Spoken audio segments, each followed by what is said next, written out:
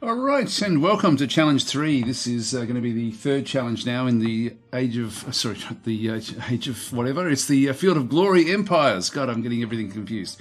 So Field of Glory Empires, of course, this is now the third option that we sort of now have to actually sort of test out the different scenarios. This one's going to be much more switching between the Empires and Field of Glory 2. So we're going to be sort of doing multiple sorts of things in through there. So we'll just go through this one. The Challenge 3 is we're playing as Antigonos, I think it's how you pronounce his name, in the Eye of the Storm challenge. Okay, so as Antigonos, defeat at least one of the three DasTactic that stands between you and your just claim of Alexander the Great's empire. To do so, you'll need to win a battle against Macedonia, Seleucus and Ptolemais at least once each. Each battle must have at least 20 enemy units and be done using Field of Glory 2 to qualify. Each time you win, you'll be notified with a message. You have 50 turns to achieve this feat of martial skills. Do not fail. Antigonos is watching you with his only eye, but still. So he's a one-eyed general. I think he died in his 80s or something like that. So anyway, this is actually I don't know if I welcomed everybody, so welcome everybody that's actually watching this live stream. If you do have any questions, I'm not sure if Pocus is in today, so I'll try to keep an eye on if there is actually a question about different things, or if you're sort of wanting to see something in particular, please sing out, because one of the things that's great about being able to do this is the interaction, and if there's things that you want to sort of see or explore, then let's do it. So we'll just get into it. We'll just sort of start the scenario. Now, it's extremely early in the morning for me. I have been up for about an hour or so, so my brain should be into gear. We'll see how we go. Yep. Okay. Byron is saying, 81 years old. Yeah, I was just having a bit of a read about it before I started streaming. Like I've had 10 minutes. So I thought, I better look him up. I better figure out how to pronounce his name. We're going to be playing as him. So here we go. So we'll actually just go through. Quite often these don't mean much for these scenarios, so I won't bother reading all of this one. But essentially we have this section of the map back over here. So Antigonos sort of controlled this region. He was, I think, the successor, from what I've sort of read, to Alexander. He sort of wanted to sort of claim the throne, etc. And of course, that caused a lot of strife between the other generals, Alexander's generals, including Ptolemy. I think we start off at war with Ptolemy. So let's go across and click on OK. We've got no other choice. All right, in they come. Now, this is going to be a monstrously big empire that we're playing as. So just click on OK with that one. And so, now I did actually have a bit of a test go of this one 2 days ago, just to sort of get my head around what was sort of likely to happen, because I do want to sort of, I do want to make a fool of myself, I guess, in one sense. But what I sort of found was, what I did was in the test one, and I won't do it here because it wrecks the scenario for me, is I actually sent my army. I sort of grabbed this army here and I sent it to invade over this side straight away. And so I basically, you can get there in 2 turns. I thought, that would be a good thing. Let's actually go across, invade Egypt right from the get-go. But to do that, if I come into here, for example, into Egypt Inferior, all of the ships end up in this massive sea province. And so what I did also at the same time, just to sort of protect them all, was to send all my fleets into that sea province as well. Little did I know that Egypt also sent everything up into there as well, but they didn't send anything to protect their fleet. So I actually wiped out Egypt accidentally. So I'm not going to do that. I'm going to wait for Egypt to come to me in this case, because I don't think that's going to help us much. So anyway, we'll leave that one there for us. So I need to wait for them to actually land somewhere on my shores before I can actually sort of take them on. So we'll be into the battles fairly fast, I think. I don't know if it's scripted to come after me like that, but I'm guessing it must be, because I would assume that we're going to be fighting Egypt very, very quickly. So that just means that we then need to sort of figure out what we're going to be doing. So state of war between Ptolemais and Antigonos. So that's, of course, down through here with Egypt. And state of war exists between Antigonos and Seleucus, which is the other massive empire back over through here. So all three really big empires are now at war with each other, or I'm at war with both of those. So we're going to need to to sort of probably wipe out Egypt first, I think. I think Egypt will be the easiest one for us to contend with. So we'll go that way. But first of all, what we do need to do is actually sort of sort out the economy. Now, because we're dealing with such a massive area, I don't want to get too bogged down looking after that. So all I'm going to do here is I'm just going to go across to my provinces, and I'm just going to go across and use the provincial rather than the regional areas. So I'm just going to set these up without really spending too much time on this. So I've got a few different sorts of provinces. Like if I go across to where's the province overlay? Province overlay in through here. If I just zoom out enough, I can see the different provinces that I actually have control over. And so without really knowing exactly what they do, like I'm guessing I've got Anatolia. Yeah, I've got that one as a province. I don't have Galatia because I've only got 50%. Actually, can I form one? No, I can't do anything in through there. So these are just regions on their own. So I'll have to micromanage those. Asia Minor, I've got, looks like I've got pretty much the whole of Asia Minor. Yeah, wow, there's everything in there. That's great. So that's going to be our main one, I guess, Asia Minor. It's funny, I thought that this was going to be, I thought Antioch was going to be our, that's the city of Antioch right there. I thought that was our capital, actually, but maybe I'm wrong. So we've got Phoenicia as well. We actually control that. God, we control a lot, don't we? And even Palestine. So I think just to sort of speed this one up a little bit, Syria we also control, even though we don't actually have everything in Syria. So what I'll do is I'll just go through and try to sort of get... So we do have Anatolia. Really the big ones are going to be down through here. I'm just having a quick look at what they can actually produce without tweaking anything. Asia Minor is the big one. That's really where everything is. And so actually, Lycia must be our capital, I guess. We've only got one thing open. Well, I guess that culture is going to be important to us. So what we might do through here is actually sort this one out to go for culture. Province will be mostly, so I can just set this one up. So province will be mostly focused on building agricultural, healthcare, infrastructure and roads, defence and recruitment, commerce, buildings and harbours. Culture and loyalty boosting. I think I'll just go that way. Let's go culture for here. That's going to set up a few different things where they're building different sorts of buildings right from the start. I love this because it means that we don't have to get too bogged down in anything. And I can also then just tell this one, at the moment we're getting 144 culture. This is probably going to hurt my money actually if I do this. But anyway, let's just see what happens if we click on culture there. Actually, that went up. Actually, sorry, the money went up. And that went up as well. All right, that's pretty cool. So all we have to do is just micromanage these other, like only 3 of them we have to actually micromanage. So if we come back into here, what do we want to build? If we have a quick look across at these, and I won't spend too much time on this because I do want to end up, going straight after the into the fights. So monument gives me infrastructure -1, culture 13. Let's do that. It's 100 turns before we get that, but I'm guessing that will sort of sort itself out. And then the other one that we had, if we go back to province overlay, was 5 slots in Militia. We can't build anything just yet. We've got herbalist. I might micromanage a few of these little things. Palisades, anchorage. There's not a lot there. I'll just go with the farm.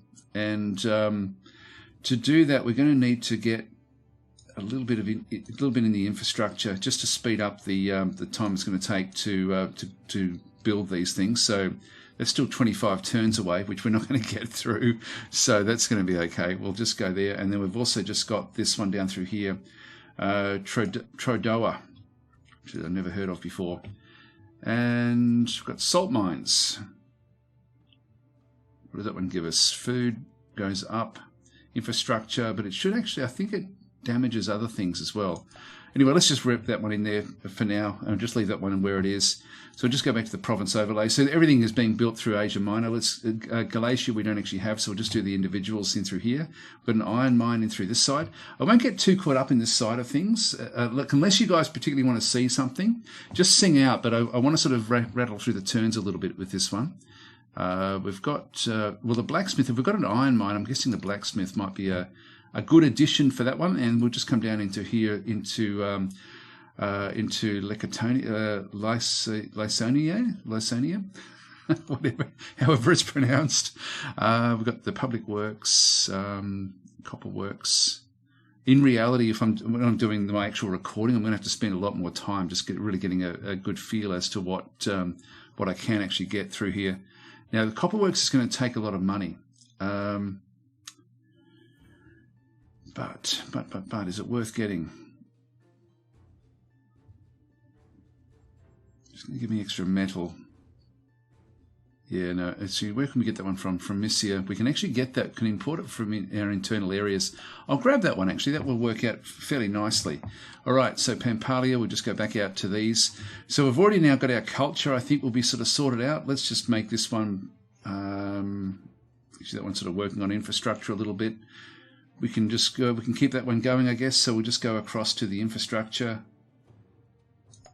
Just get the one public works, so we just got to get the Taurus itself down through here. These aren't going to be that big. Actually, clear water, we definitely want to get that if we can find it. And I think I'll just set this one up so that it just is plodding along doing whatever it's doing at the moment. Then we've got Cilia Cyprus. So we'll set this one up for money. I think it's got pretty good money already at 107. So we'll set that one up to be commerce buildings and harbours. Okay, 2 of them have set up. This one through here, we'll just set this one up as well with... let's shuffle these, I guess. We'll just sort of see what else we can actually pick up through there. And what else was there? There was, just going back, we had one more open slot down at Isis. And there's a major harbour. Sounds good. We're not going to get there in 30 turns, but we'll just keep that one open for now. Now, we've got a few of these guys aren't really all that happy working for us, these Semitic slaves, all right? So we'll have to keep an eye on them, I guess. Anatolia, we also have this one. I might go with this one. But it's getting +6 metal. What else could we do here? Buildings, the less present structures category-wise. So what will that do? Smokehouse, sanitation. Yeah, we'll keep that. As I say, I'm not going to worry too much about what's actually happening in through here at this point in time. And I'll leave all that sort of fairly balanced in through there as well. So it just ends up being on a sort of deactivate automated population. Actually, the province will dynamically balance the various output. Let's go with that way. Let's just balance it across this side. I'll probably do that with a few of these. Just get it to balance across. Now that is individual stuff. I'll probably have to come back into that. We'll just go down into these areas. So Phoenicia, and this one I'll just go balanced here as well, and I'll just go with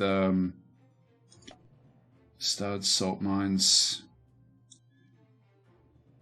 So got 5 slots back in through here as well. Just go herbalist.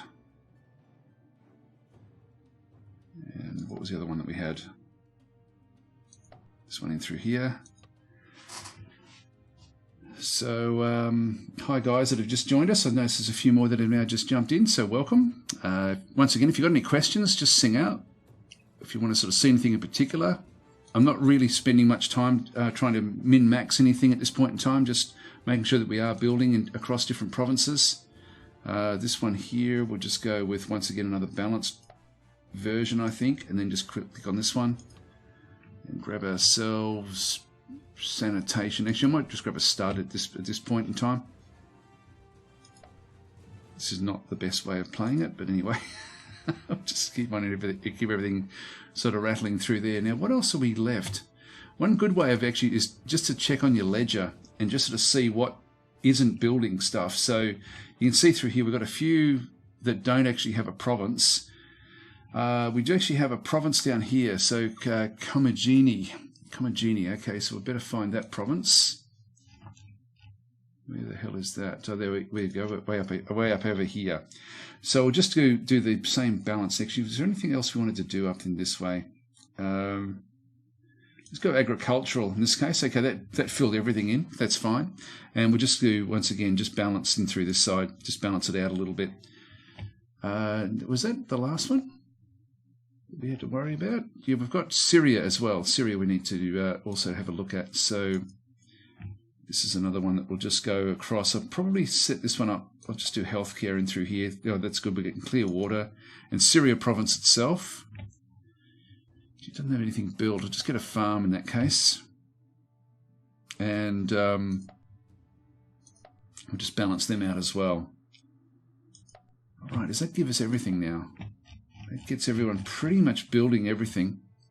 Just got a few of these that we now need to just sort of focus on. So I'll just quickly go and build into here without really looking at what is I'm not, as I say, I'm not trying to sort of get things that are going to sort of work thoroughly. Like you can set things up really in a really incredible way. But got a hemp field for the ropes. We'll get that, and we'll just go with a herbalist, I think, just for health. All right, so that gets us building something everywhere, except for Lesbos, which we already at maximum at with everything. So that should be okay.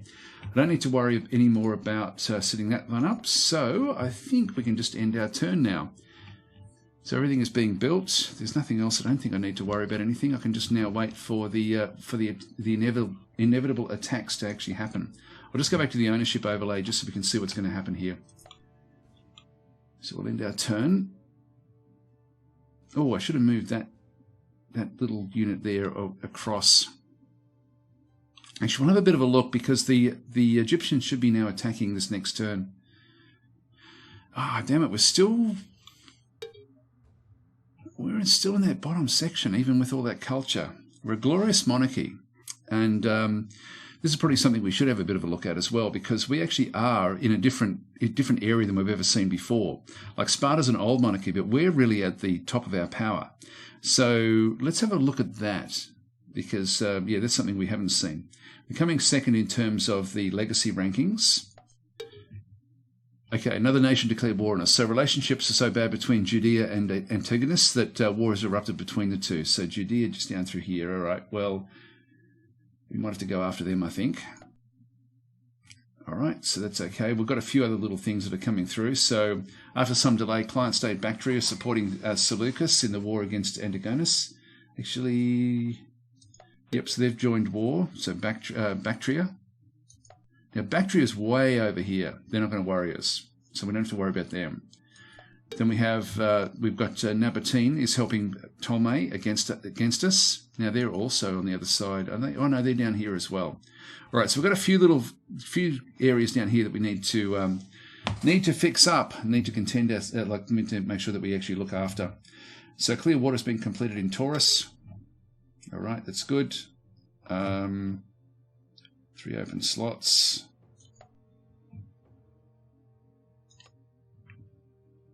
Just going to start there, I guess. As I say, I'm not going to worry too much. Okay, and from Seleucus, you went too far, Antigonos. Despite all the warnings, you should join with now should join with Judea to destroy you. So they've actually joined together. Yep, that's just a message. Clear water back over through here, which is good. We get them in one turn. They're always useful. I'll grab a marble quarry. That looks pretty cool. And clear water down this way as well. Actually, that's pretty much doing everything it can do at this point in time. There's nothing actually open, so we'll leave that one where that is. We've got clear water down this way as well. In fact, they're all okay as well. And thanks to our admirable healthcare in our region of Chios, a sudden increase in the birth rate has been observed. So +1 extra population way over here in this little island. All right, well, actually another thing we should be looking at, because we sort of have now been rushing through, is we'll have a quick look at this one. So unfortunately, I don't know if I'm going to be able to correct and get us out of this bottom rung. Not quickly anyway.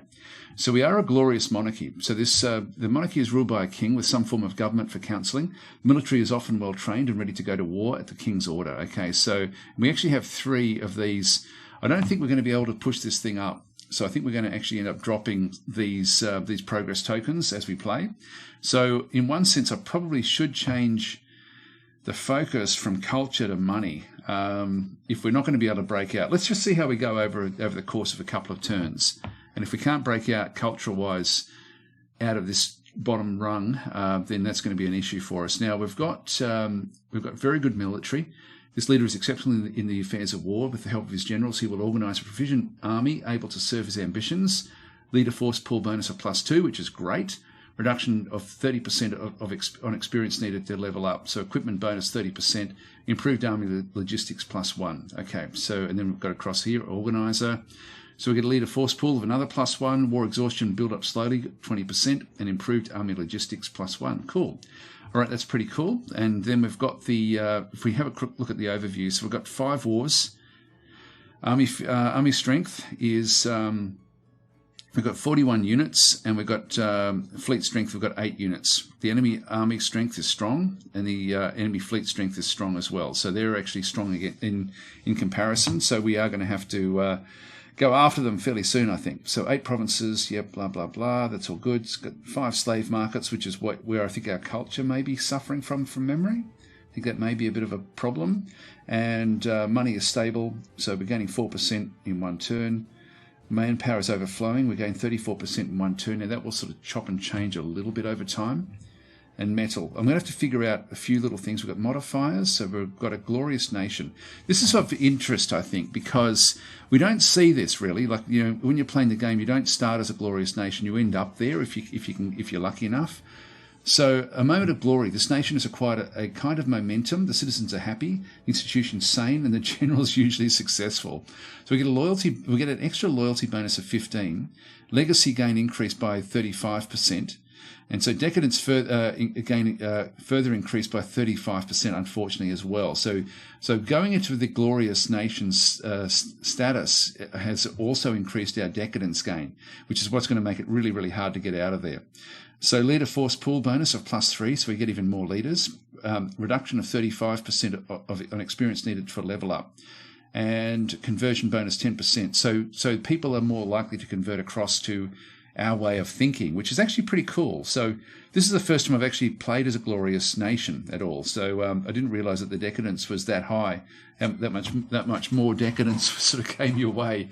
So we're going to have to let's see how we go with our culture. If we can somehow, we're not at the very, very bottom, but it's going to take a bit of work to, I think, get that one under control. Decisions. So, sorry, this isn't decisions. This is a faction modifier. So we're the DasTactic. So this nation is ruled by a DasTactic, one of Alexander the Great's generals. The objectives will often be antagonistic, and if one is weakened, the neighbouring DasTacics might annex some of his territory even without a war. Leader force pool of bonus of +1. You know, the Storm. This is a faction modifier. We get an equipment bonus and a free unit support of 6. Now, we should have even more than that, I think. If we have a look at the nation traits, I won't go through all of this, but this is, it's all going to add through into here, I think, where we end up with the manpower bonus of -25%, unfortunately. So this is going to mean that we're going to need to get mercenaries. And how many do we get? Yeah, leader force pool bonus of +10. When we add all these things together, that's just incredible. Got a fair few different objectives. A lot of them actually in enemy territory as well, which would be good. So we'll go after those. And we're only controlling 2 of our objectives at the moment. And we've got different decisions we can actually make, which I won't worry about those as well, because as I say, we're really going to be focusing very, very much on the fighting in Field of Glory 2 by the time that actually does kick in. Well, let's have a look at our generals and just to see. So this one's great. This is actually a offensive rating of 2, defense rating of 1. So he's okay. This is Seleucus. Now, if we have a quick look at who's available, so we must have admirals and things back out there. We've got another 2-1 actually in the pool there as well. You've got Ulysses, who's a flanker. You've got a couple of 2-1s, and we have a pampered. Okay, so movement penalty. So we don't want to be using him, but still, really good leaders. They're really good leaders. Okay, that's that one. If we have a quick look at the admirals in through here, so Antigonos has only got this has only got a offensive rating of 1. That's okay. We don't want to be really using our fleets that much. Are they at war? That's neutral. The fleet of Rhodes. That's okay. Have a quick look across here. This one's also just got an attack of 1. Cineas has got a 2 attack and 2 defense. That's as good as you can get. Plus, he also has a siege bonus of 2. And then down this way we've got another one as well, which is, okay, this guy's got nothing. So he's got zip. He's of no real use. So we'll send him across. We'll get, what's this one do? This is a flanker. Attack bonus of +1 for the entire stack. Movement bonus of 1. Only in open terrain. I don't know I don't know what I want to use this one for. Like it could be used to sort of keep things under control down this way, but it's not a very strong army, and so I think what I'll do is I will give it maybe Ulysses. In the open, are these all open? That's hills, it's plains, that's desert, which I think is still technically open. Which way should we go? Which way should we go? So we'll go with, I probably want to build this army up. So in that case, I might put Hieronymus in charge of that particular army, just so we've got some good leadership actually in there. And I might even bring this, actually we're here in here anyway, so we actually do have the walls. So maybe I'll just leave this one where it is. Then you can see there the strength went down with the change of command. But that'll be a backup after one turn. It's going to leave us a little bit susceptible to the Nabatean army attacking us. If we just click in here, if we just go across, provincial unit is Palestinian skirmishers. God, do we want to grab them or not? Let's just go to the unit queue and through here.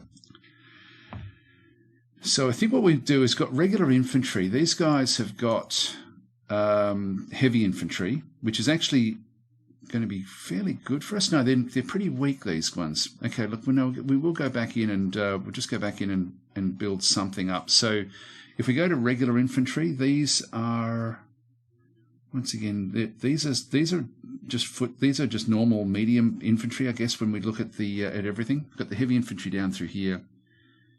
As the structure is missing, so we're missing the training ground and the barracks. Okay, so we can't get those. Light cavalry, mercenary infantry. Right, in that case, let's just go and get some of these regulars, and we'll grab a couple of skirmishers. Don't know what the difference is between these. These ones cost a bit more. I'll just grab one of those as well. We can get those next turn from there. Back up through here, we'll have another look at what we can build in through this side. So we do actually have available the regulars, the mercenary infantry, the heavy infantry. I might get more of these because we're going to need to be besieging. We've got phalanxes. Actually, what have we got in this army? We've only got one of the silver shields, which is sort of like our super elite units. We've got one heavy cavalry, the companions. We've got a lot of phalanxes, Lydian archers, cavalry. We don't have medium foot at all. So in that case, I'm going to go and build up some medium foot at this location. And that's going to be pretty much just regular infantry. Got mercenary now. These ones cost.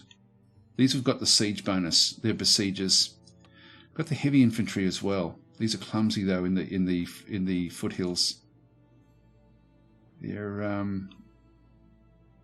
attack and defense of 3. What have these got? Hang on. This is the phalanx, which we've got a lot of here. Attack 5, defense 4. These probably would be better, but they don't actually have the besieging ability. I think we'll just go and grab a whole lot of these regulars. Just get 4 of those for now. And then we'll just come across to this one as well. I probably should have got some here. Now, what have we got in this army? This army has got 2 phalanxes. It's got a lot of mercenary infantry, which are just mediums. A lot of archers and mercenary cavalry. Okay, so we need more phalanxes back over this side, I think. Not very many, but just a few. Regular, mercenary, heavy infantry. Then we've got the phalanx. So I'll just get one of those. And the silver shields that I can recruit here as well. Another 210 gold. I think we might do that. Because they are the elite. You can get them next turn as well.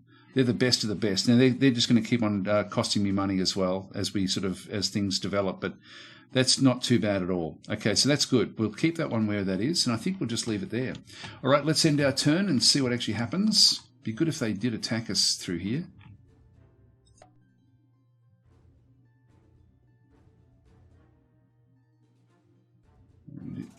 here they go. Here they go. So right on cue, we have the Ptolemaic forces. So they did come back through the middle. I thought it must have been scripted.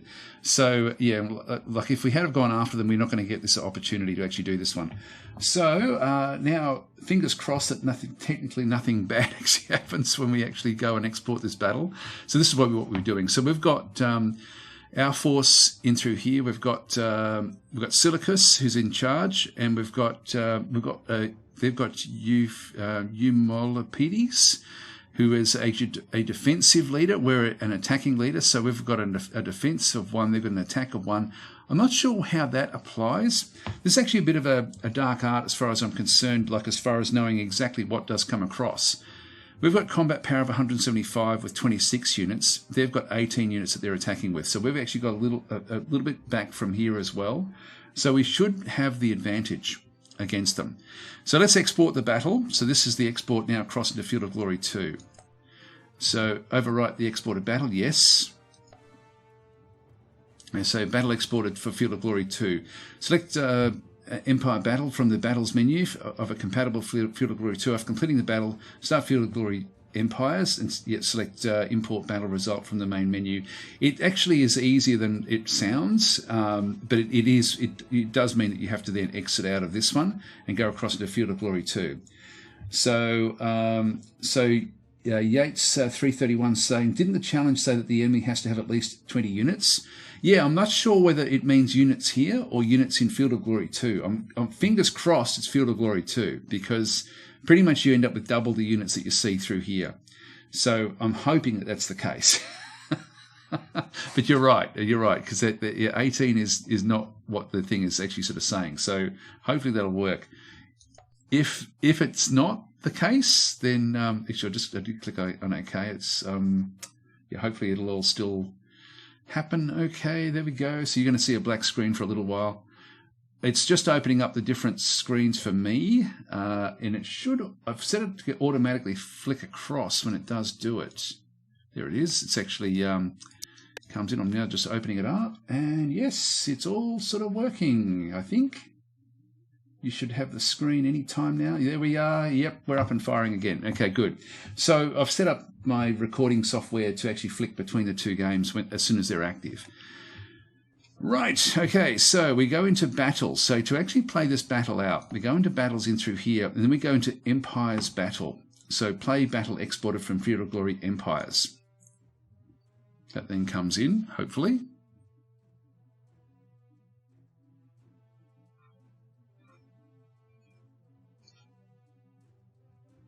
Quick drink of water, and in we go.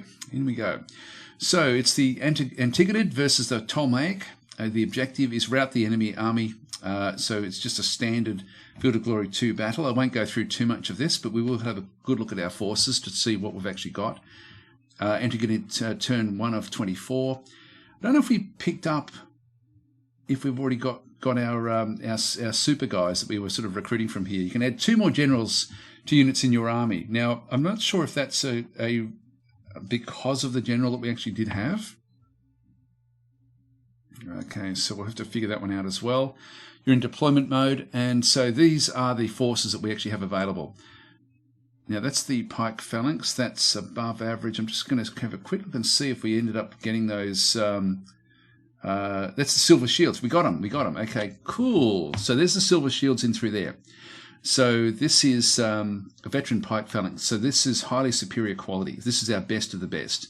And so Silicus is actually in charge of this particular force. If he dies in this battle, we lose him in the main force. Now, the main thing we need to look at is we've got all of these different phalanxes. I don't think I've got any other. Actually, there's another silver shield. You essentially end up with double. Like you end up with 2 units for every 1 unit that you had originally. So we end up with much, much bigger battles than just 1 for 1.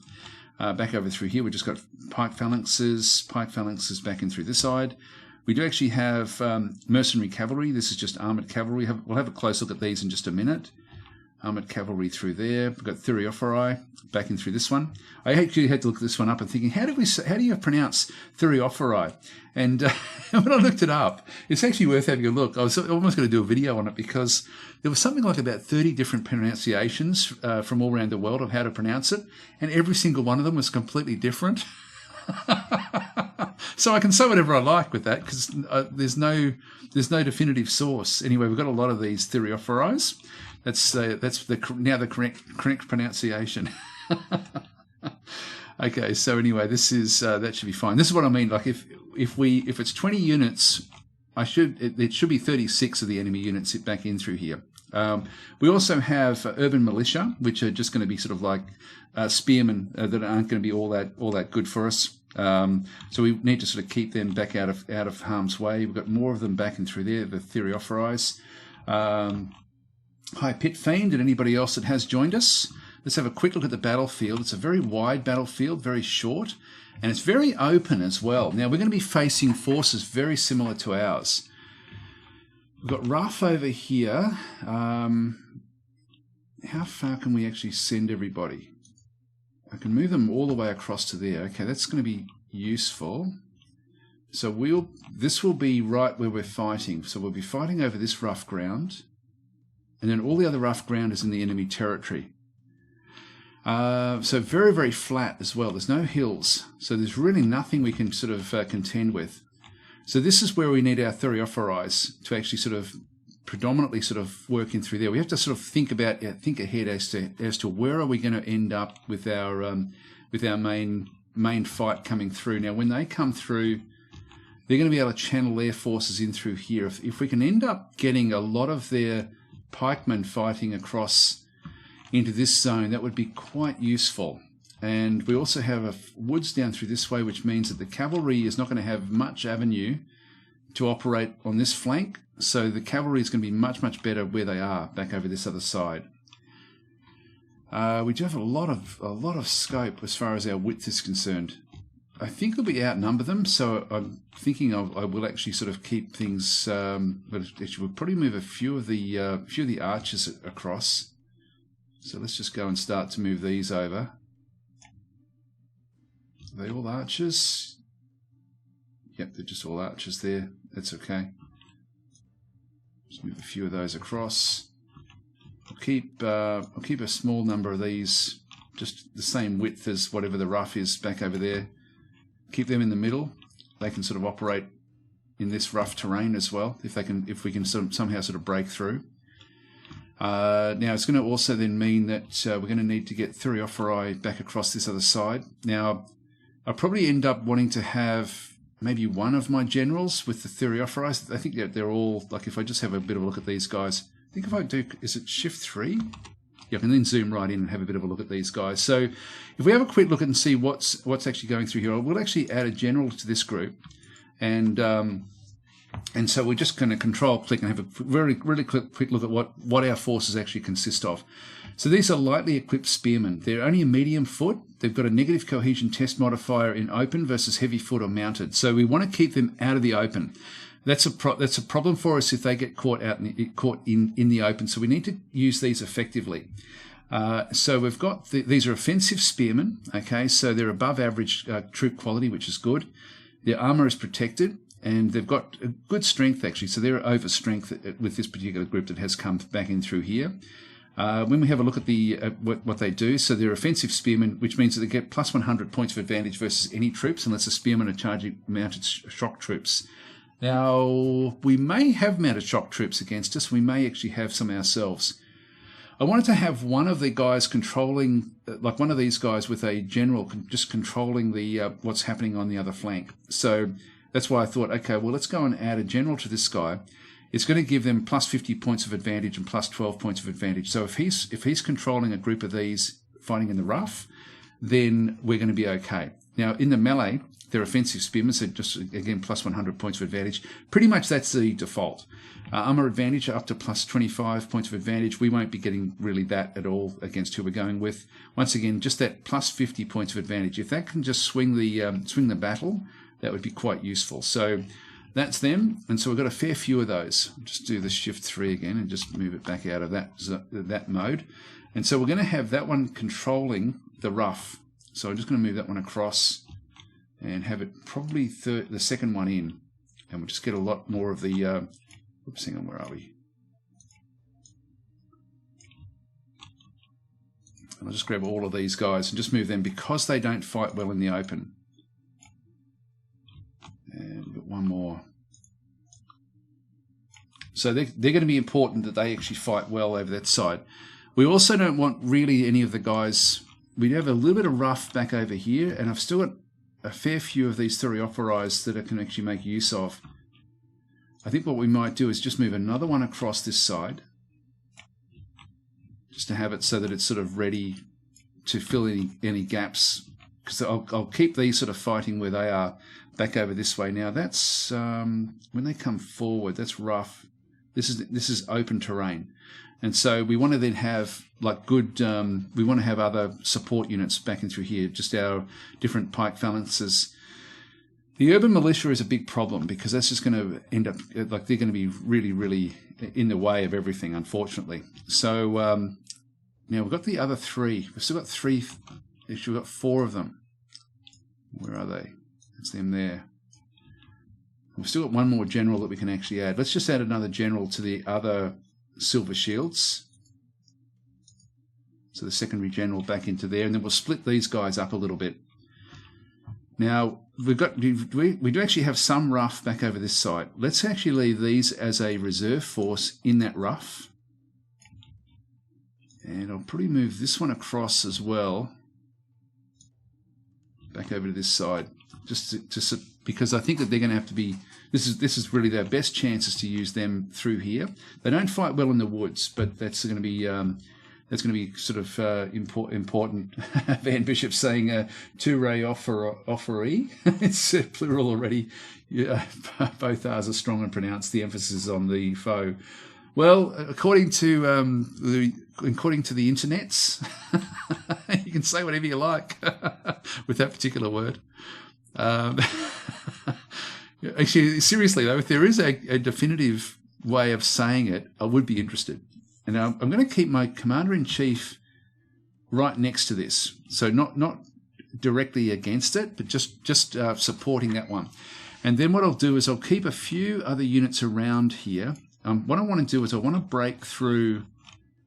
I pretty much want to break through on the on this flank. I want this to be my breakthrough area, and then just use harassment on this other side. So I'm going to keep the phalanxes in a line through here. I just don't know where to put. I might just put one more there, then put the next commander that way, and then just keep these all in a line. Now we've still got more of them, so we'll bring them all across. Okay, that gives me a massive pike line. Now, if I can break through here, that would be awesome. So I do want my leaders to do the breakthrough. We do have these useless guys in behind as well, and I'm just going to. What are these? These are just raw hoplites. If we control right click on these, actually, if we do a control 3 on these, or shift 3, there we go. And have a bit of a look at these, of what these guys are like. So, so this is going to be, these are undrilled heavy foot. They're unmaneuverable. They're offensive spearmen, so they still get the plus 100 points of advantage. But their troop quality means that they actually might have a minus 34 points of advantage. So we don't want to be using these at all, except to exploit things that like we need to use them as an emergency reserve, but really nothing sort of too much. So. Yeah, they're going to be a big problem. So they're offensive spearmen. They still get the plus 100 points of advantage versus any troops. They've got they do actually have some armor, which isn't too bad. So troop quality, that's the only real problem with those. So we may have to make use of them. So we'll just leave them where they are. I'll sort of spread them out a little bit.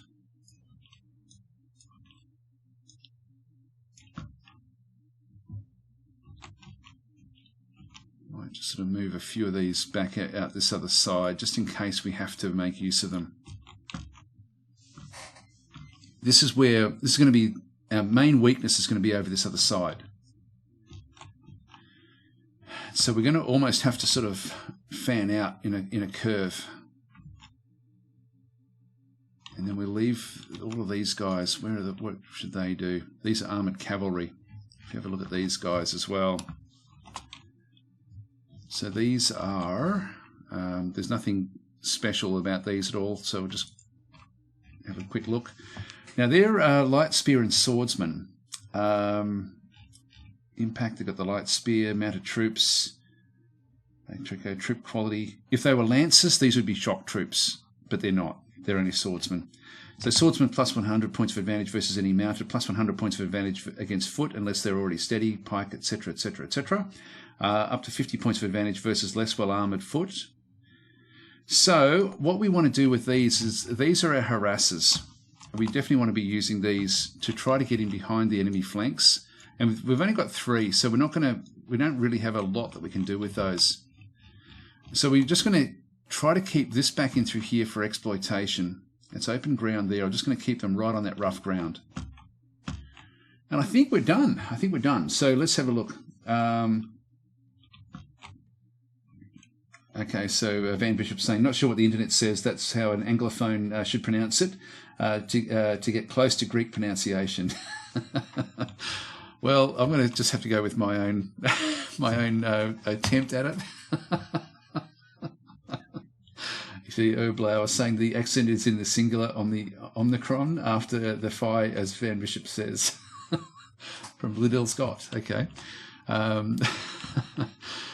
Wow, I didn't think I'd open up a hornet's nest there. I thought I'd get away with being able to say whatever I felt like with that one. Anyway, let's continue on. We'll just get our term. I think have I done everything? I've got everything in there. I'm just one last little look. One thing I haven't done is actually get the generals across. I might. Should we move this general over a bit further, just to bolster that corner? I think I might. And then I think what I'll do is I'm just going to go and set these up to be under his command. Not too many, just a few of them.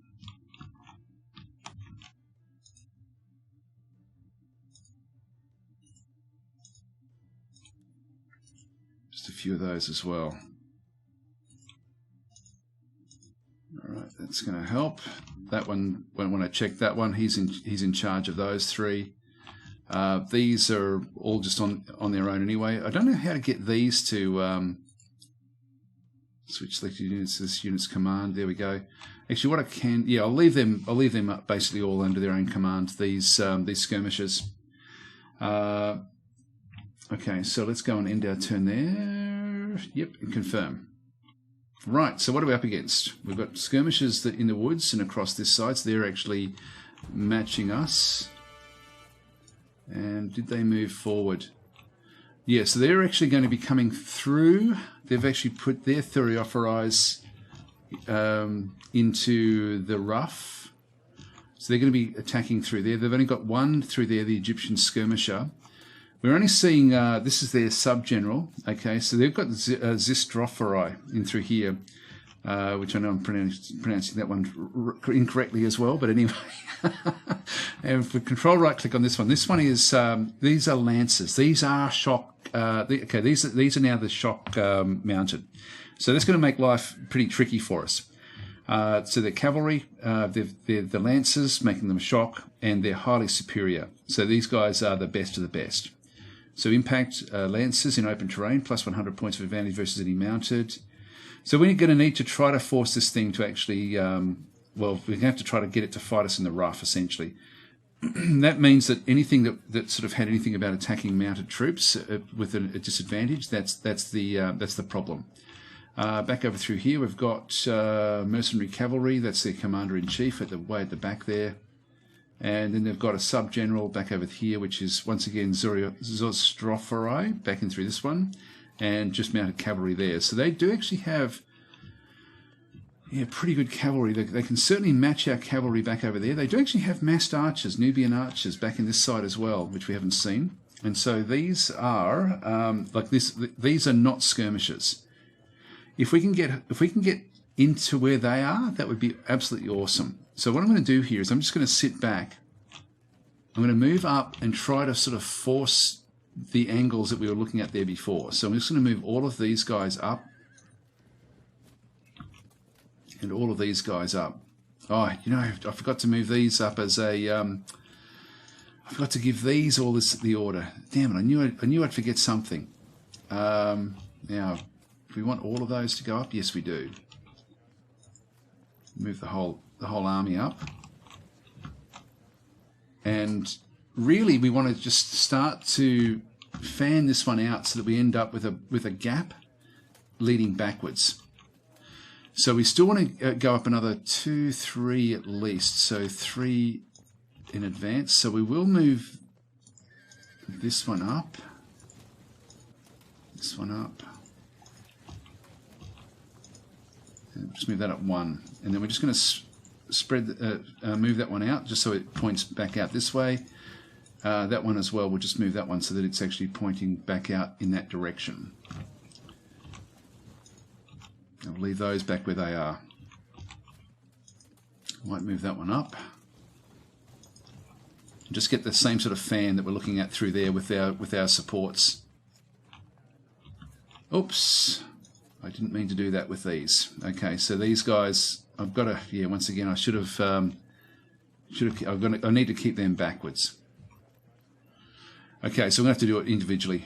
So I've already screwed that one up. Let's end our turn. I don't think they're going to come at me because we outnumber them. They'll stay back there for a little while.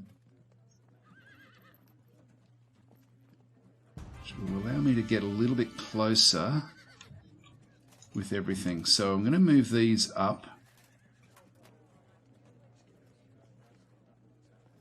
I might as well even take these all the way forward, I think. What have they got? They've got light javelinmen, so they're going to be trying to catch my guys.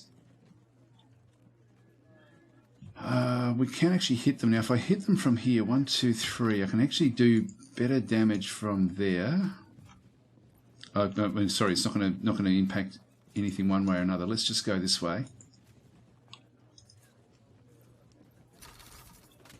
And just try to upset these a little bit if we can.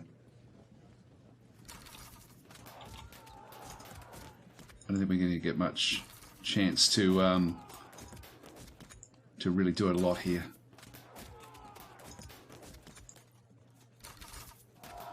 Good, we disrupted one of them. They'll come after this group. So I will now just sit, I've got to now do this individually, unfortunately.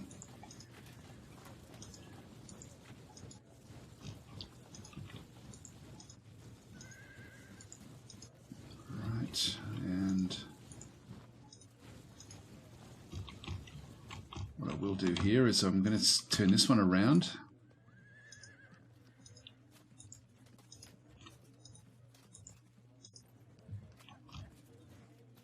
Just going to keep them back where they are, back end of it, and so they're all moved up. Now with them switched around, I should then be able to move the rest of these up. It's going to move. Hang on, what is going to move? Yep, that's okay. Okay, that's going to be fine with those. And then we just move this one up. This one then just fans back out again to face that direction.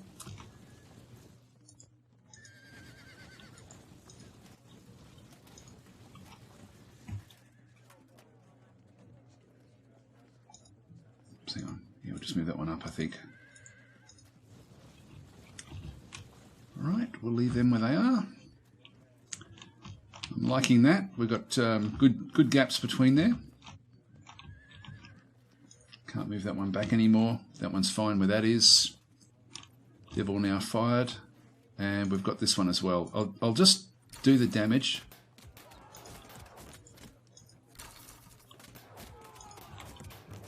What I might just do is just move some of these a bit further forward. Try to draw these out now. I don't want to go after these too much, to be honest. Although we're not going to, once things start, I don't think we're going to have much in the way of, we're not going to have much time if they get their javelins against us. Confirm that. Yep, here they come.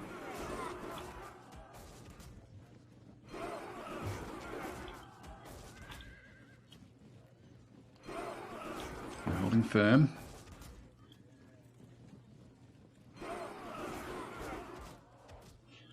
Now they'll be trying to attack us next turn with the skirmishers.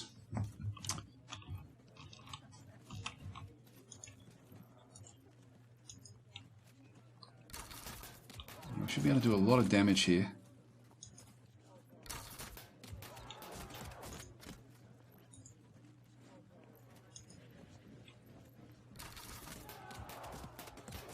Yeah, they've become ragged. We've sort of wasted two rounds of our ammunition with this. But if I can get them out of there, and even if they attack me, they're going to be suffering a lot of damage.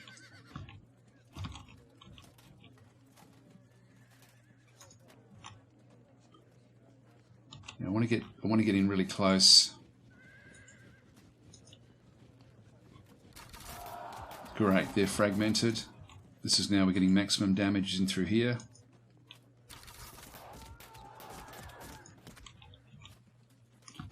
We need to now start picking on these.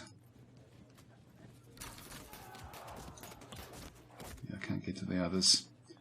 They're fragmented. If we actually go on the attack here, we're going to win it. So I will take that. Yeah, they've routed, and that's disrupted. Great. Okay, that's awesome. And actually, we'll go after this one, just see if we can actually do even more damage. Yeah, it's holding firm.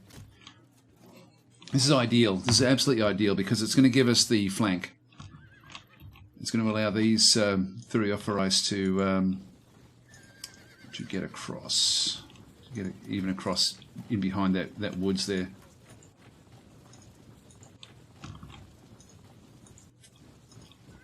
So move them all up.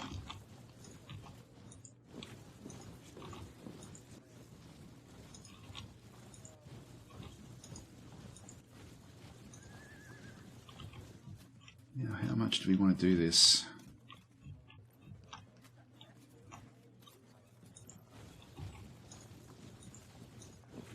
Oh no, damn it, I went the wrong way. Hang on, I can undo that. Good. I like that.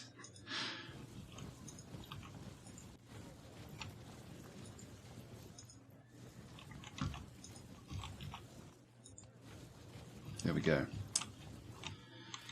Okay, so we've now got our line established. We've got a nice big open area there for the others to sort of get back into, and we just want to get all of these now back into that rough, just as a reserve. Okay, I think everything is now fairly strong. These have all moved. That's all good. So a quick look at our battle lines. Yep, so they're going to have to... We should be able to...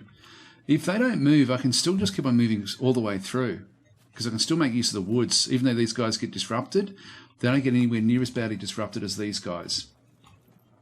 So that should work out okay.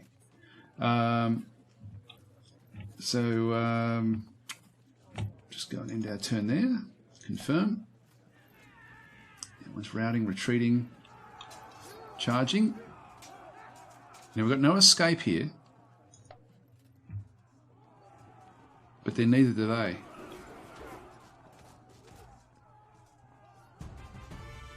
And we actually now have the ability to smash them.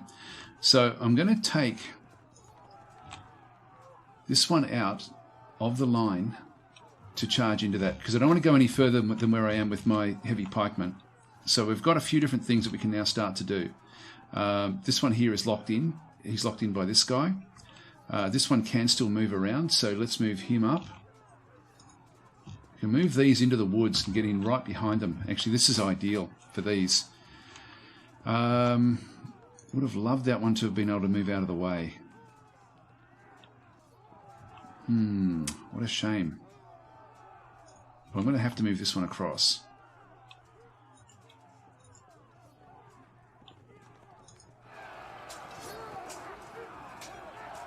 That's fragmented. That's great. That was lucky, actually, because that was a pretty even attack going in. But we have now fragmented them. Now, that should then turn that one away. This one here we're going to have to go for. So even if we attack, yeah, ultimately we'll get them. That's fragmented. I can't get my Thureophorized back into that particular location.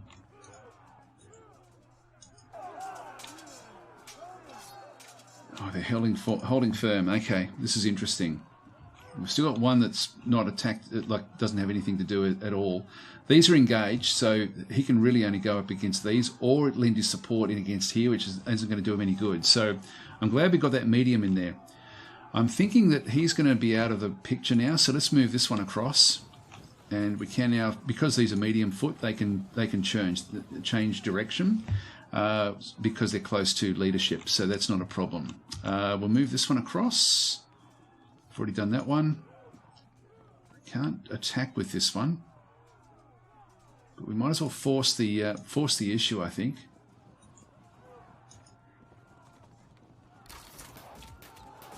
Nothing going. Nothing going. Let's move this one up. Let's get these guys hidden away. Keep them as a little surprise packet for when the fights do sort of start. Now, we don't want to go into the open ground here initially. We just want to get our units up. Probably, I don't know about this one. We do actually have the flank. We've actually got the full flank. So we'll move that one across. Just move this one across into the rough. We don't have enough action points for that one to move. All right. So we'll just click on tab. What else have we got? So these guys all need to turn around.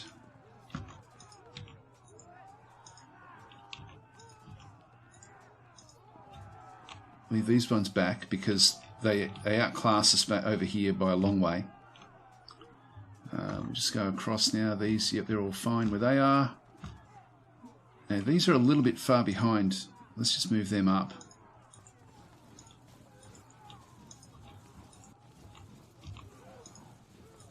Such a great game, isn't it? Field of Glories. It's just amazing. Now we've got this one. Just keep them like that, I think. Right, so okay, we'll just go click on tab. Now, of course, we don't want to lose too many of our forces either, so I've got to be fairly careful with everything we do. Now, we do actually have these guys that can now start to move up. I can move these across and start to put pressure on. Now, I don't think they've got, yeah, they've got silver shields as well. Wow, I didn't realize that they had them. I thought it was only the Antigonids that actually had the silver shields. So they've got 2 silver shields back over this side. And they're not lined up with our silver shields at all. So that's going to be fairly tricky back over this other side. Let's just go forward and just try to create gaps.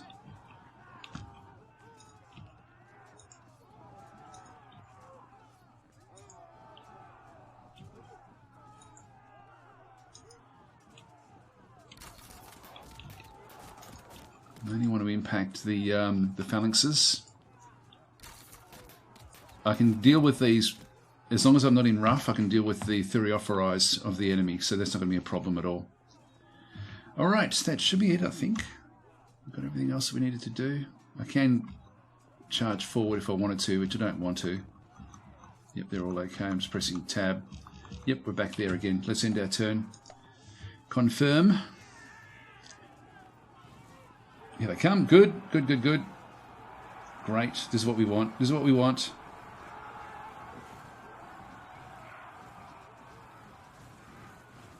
is exactly what we want.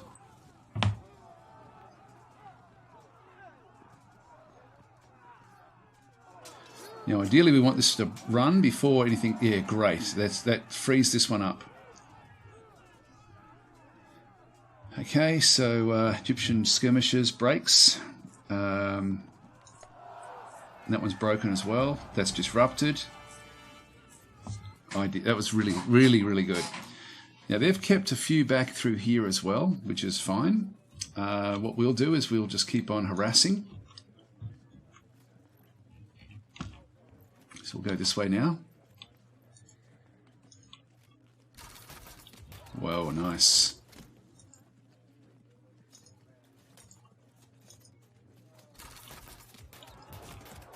And we were attacking that one.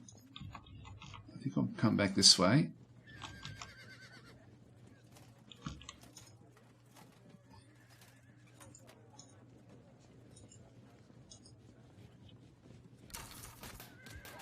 Oh, those Theriophorais, I don't really want those. Prefer to be... Look, let's just do it because you can get a... if you get 2 shots, they do have to do a morale check, I think. So we'll just go that way. Go that side in. And what else do we need to do there? That's about it, I think. They're all set up. We just now wait for the enemy to sort of get themselves into some sort of disarray and then come up against our forces. Looks like we're going to have this whole flank, actually. We're going to have to start moving everyone across on an angle, I think. This is good. We're going to get breakthroughs back over this other side. I think I'll wait one more turn, let them come forward, and then we can start to wrap up this area back in through here. Now, these guys can move forward. I'm going to move that one across and just rotate it around a little bit. I think I'll do the same here as well.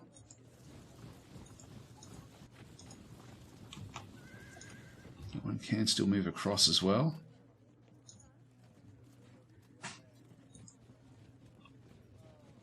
It's a long way off. What do we get? Only 0 to 4. I prefer them to be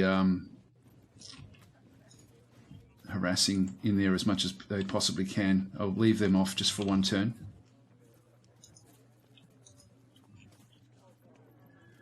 Now, if I can... I'll push the issue here as well. Charge them away.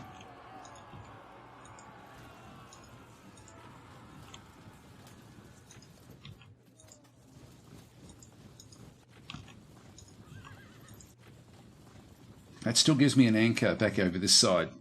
It's funny because I really thought we'd be fighting hard in there, but we're not going to be fighting hard there at all. So I can now use these. Once this fighting starts, we then need to get in behind everybody. So we've got a flanking force back in through there, but they're going to actually be hitting us there. So we've got a gap in this side, which we have to be a little bit careful of ourselves. But hopefully we'll be able to roll up this other flank before they can really do anything, before they can sort of act. And if we can get them to commit in here, even in here, hopefully that will allow our cavalry to be able to then move around. Okay, that's all we need to do, I think.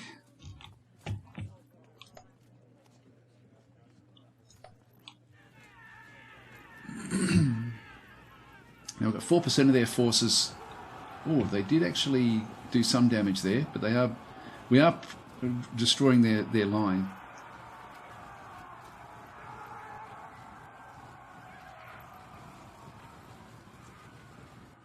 I love how the flags wave to sort of show their level of discomfort. It's pretty cool. It's all these little clues and tips that they've calmed themselves down now, but they had a bit of a problem there for a little while.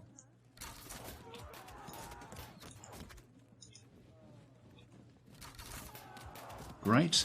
That's one of the bases that has now been destroyed from that particular unit.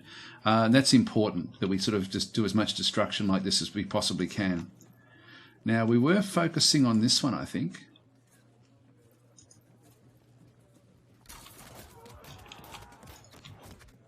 Move that one in. I don't know if I can get at the shot that's that side. Oh, yeah, I can.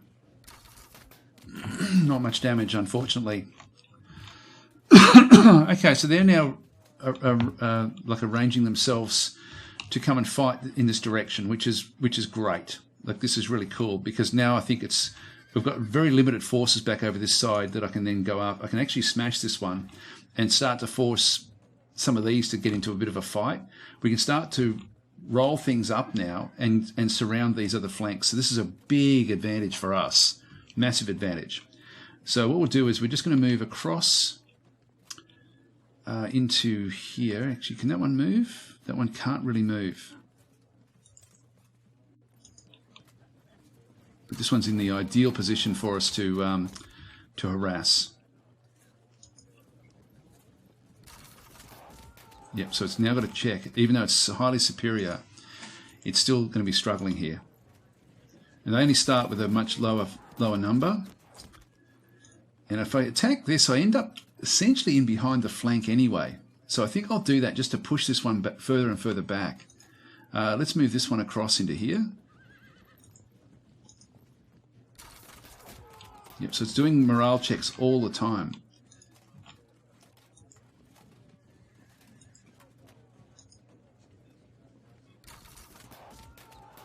And we dropped at one of their bases as well. So they're down to 200. We've killed 60 of their men, and they had the potential of being quite tricky, but there's only one of them, so they're going to get away unless I can somehow sort of do the damage. So let's start to worry these silver shields just with our low level guys.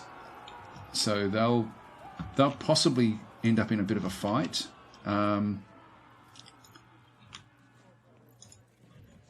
This is going to disrupt us. So we're now moderately disordered, but anything fighting us is going to be highly disordered. So it's worth it. I think we now push this flank. Now that's going to block that one off. I need to give it avenue to run. So I'll leave those two where they are.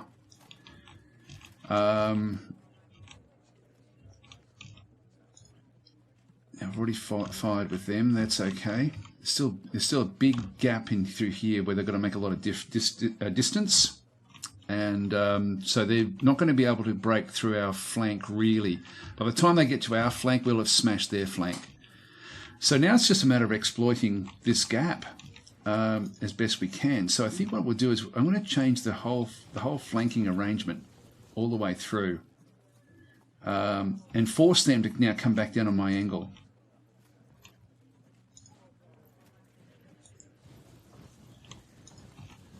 Means moving all of these up past where the rough was.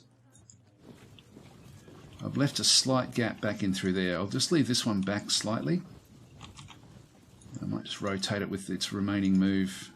These others don't get that move. We have now blocked this one in, I think. I think that one's now locked in. And to be honest, even these are going to be useful at the back. So let's just move them across. These I'll just leave sort of sitting at the back through here just as a reserve, but even these, if we can break through here, they're not going to be able to scramble enough to really come back and protect themselves. And if we can just get this side to commit, they're unfortunately masking this cavalry, so we don't have an opportunity, but we're also keeping them honest as well. So everybody's sort of keeping each flank over this side is keeping each other honest. This is okay back and through here just to keep these guys under control. It's good. I love how this game does this, where it's as much about the place that you're actually in, like on the map itself, is just so important. The strategy. Anyway, let's end our turn there and confirm this. It's routing off. That one rallied, unfortunately. We're evading. Oh, here we go. Here we go. Now that's not a bad thing, except unless we actually end up becoming fragmented. That's good. Now they're coming in. Now they're coming in. We're evading. They've done their job as well, these guys. They've sort of disrupted the lines. They've charged right into the middle of everyone.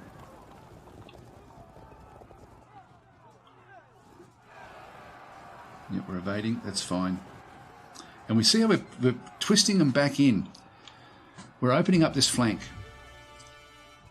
which is great. So we've pulled them into this front and opening up flanking attacks ultimately for these if we need it, which I don't think we will. Now the other thing is we've now got this unit has now come forward. It's going to be hard for us to attack it. We need to now get in and start to put we're going to now get silver shields against silver shields. And if I click on this one, we have it's going to be very, very even until we sort of really get into the middle of it. This unit here is not going to be able to do anything. We're now locked in over this side. This one I can actually push across. I can actually move it all the way around to here. Do I want to do that? This thing cannot fight against these silver shields. Like if we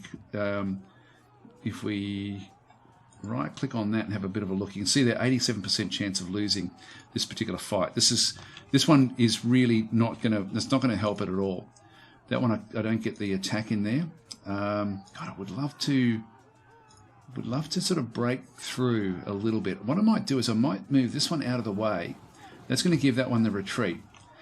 This one I can still actually smash this one from the side, and then we can start to get flanking attacks as well. But also it'd be great to somehow get this guy hooked in, like where it just can't actually escape. So where can I get to? I can get 3 of those. I can actually surround this guy just with these units.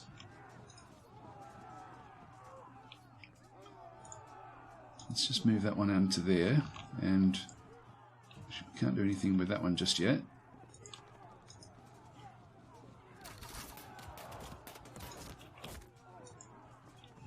I think we can do this. I don't think. Yeah, I think that the game will protect these units to a degree. Now it's got nowhere for it to run there. I can move them across. Any more of these that can actually have a shot? Yeah, this one can. It's disrupted. Excellent. And so we can now smash this one just by surrounding it with our mediums. So you can see there we lose the impact round.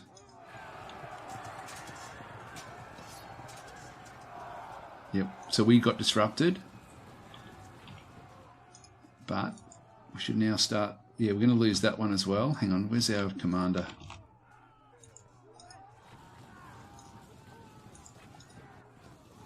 We'll end up with flanking rounds against this unit. I think I'll just stay where I am.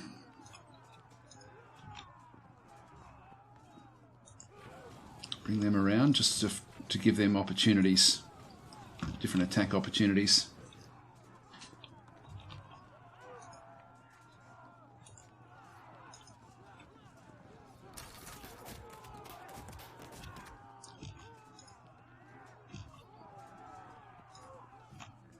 Well, let's go for it now. This is the important one. We don't want to lose this commander. So, yep, that was even. This is a dangerous fight because we could lose our really high level Seleucus commander-in-chief here, which wouldn't be good. And I think what I might do now is move this one across, just to sort of keep the lines now sort of travelling this way. We do actually have, if we hit this one, we end up sort of like that's more silver shields. I'm just going to lock that one in. I'm not going to attack it. And similarly through here, I can actually, this one we've been locked in, so let's just go and rotate this one around. They're going to get some 2-to-1, so we do need to break across there. Now that is a once again very, very even. All I want to do is just lock them in. So what can we do with our units in through here? The Thureophorais don't worry me at all. It really is now a matter of how do we harass these other units, and I can't break out of there. Okay.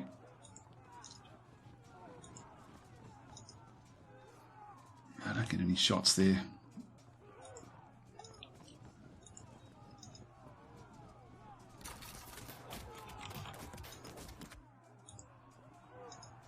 I'll take some shots here. Just do some damage. Okay, so Uri Blau has... Sorry, I've missed a lot of the comments there. So Uri Blau is saying, why have you closed the opening for retreat? As in... here? With this unit? If you mean that one, I don't have any... Like, I've got no problem there. This one can still retreat back through there. So that is actually where... That's the only one I'm really concerned about. I'm going to... Actually, I better do this fight because this is likely to go bad. Yeah, we got disrupted. They're going to attack us next turn. We're going to be running away from there at some point. So I do actually have... I've got retreats in through there. I've got retreat everywhere. There's the only unit that can't really is this unit here if they attack, but we'll just stand in the fight, so that's not a problem. This one here can still retreat even if they do break through there. And I then got more units I can bring back in. So I think, yeah. So I think I'm, yeah. Actually, you're saying, yep, yeah, I'm okay. Now I did leave. I was conscious of that one, so I do want to make sure that I didn't leave that one because that's the only one that's likely to run. And these mediums will tend to run a lot anyway. And so I sort of found when I was testing the game last week or whatever, just when I was seeing if I could beat the Vikings, using medium foot. As long as you just keep on pounding them in, they'll eventually wear the other side down, but they will break a lot. But it's just a matter of wearing them through. Whereas the heavies, like these guys, you don't want them breaking because they don't tend to come back. Anyway, I think we're done. We'll just go through all the tabs. Yep, that's all okay. Leave them. The others aren't really moving, so we'll leave them where they are. Actually, I might even move some of these up. Just get them. We're going to be breaking through here. Just leave them sort of in that position. Okay, so I think we're done. Okay, let's end our turn.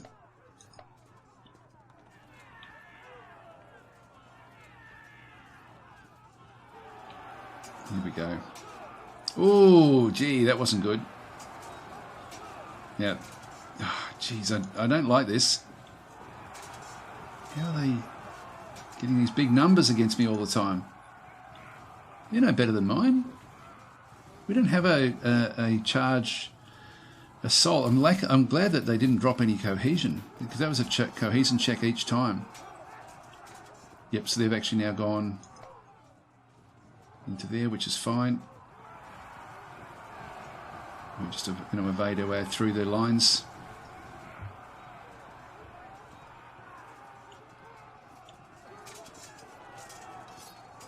Yeah, we're broken. There we go.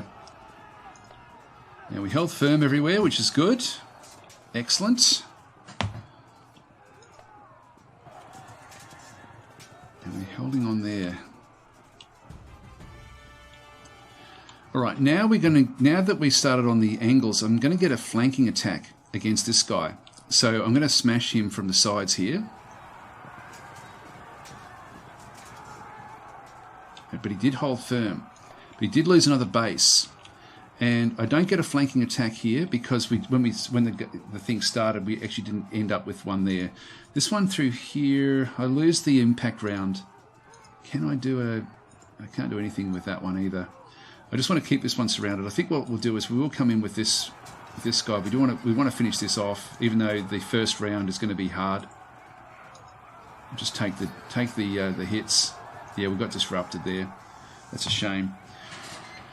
That's a shame, but we'll eventually wear this thing down. It will eventually go. Now we're fighting in through here now.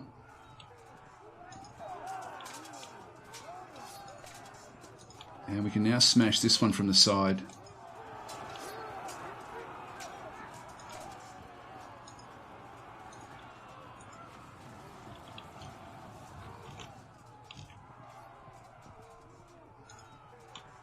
Now we've locked that one in. They've got 2 to 1s, which is going to be hard in through here. They could break through the middle here if we don't get this thing sorted. And I don't really have any good angles. I don't get any good flanking attacks against these silver shields. If I move that one around, I can get 3 to 1s against that commander. How are we going with this one? This one is going to give us, yeah, it's only a very slight advantage.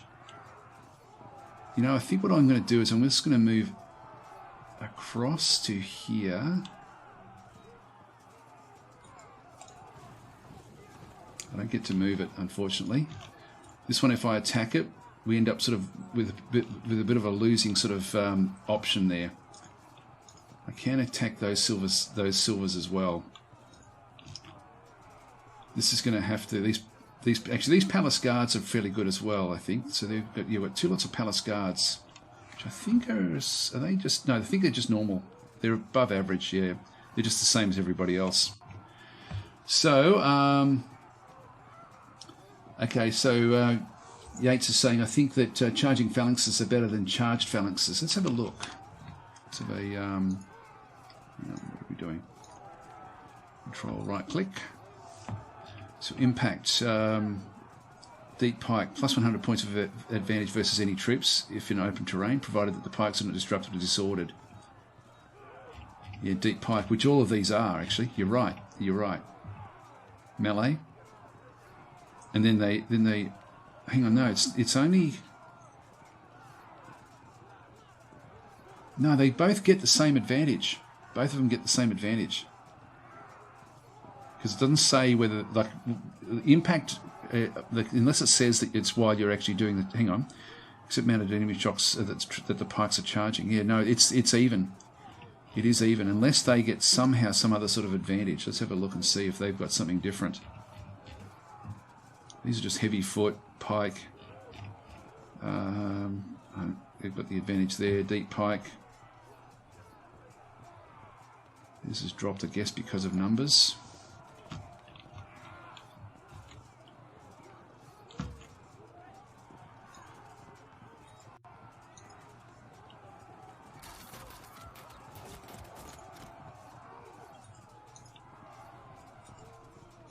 Just do whatever damage we can back through here.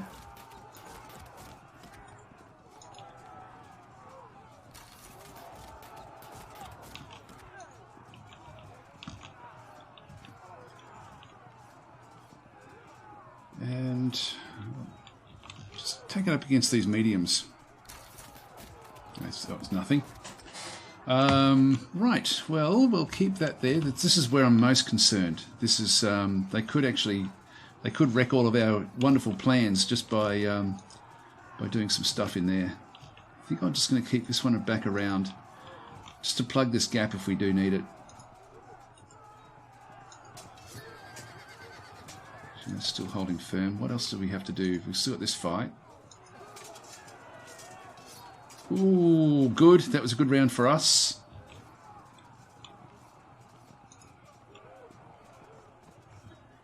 I've got a funny feeling I'm going to need him back here. I think I prefer to use this one and these to actually turn this flank. As long as we just hold in the fight there. This is going to be harding through this side. In fact, I probably should come this side and lock that one in, just so that it's 1 against 1 all the way through.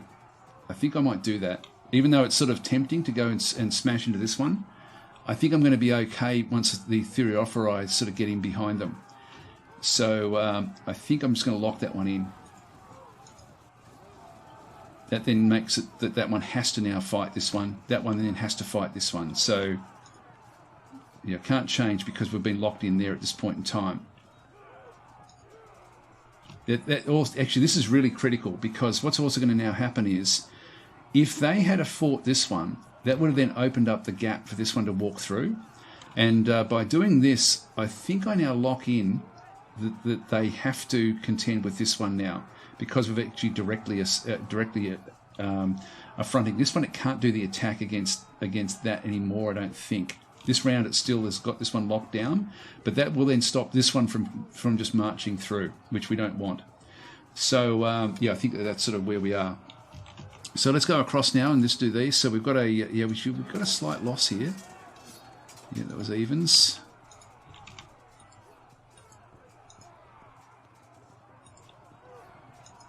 This should be even. It's just going to come down to luck as to which one of these break through.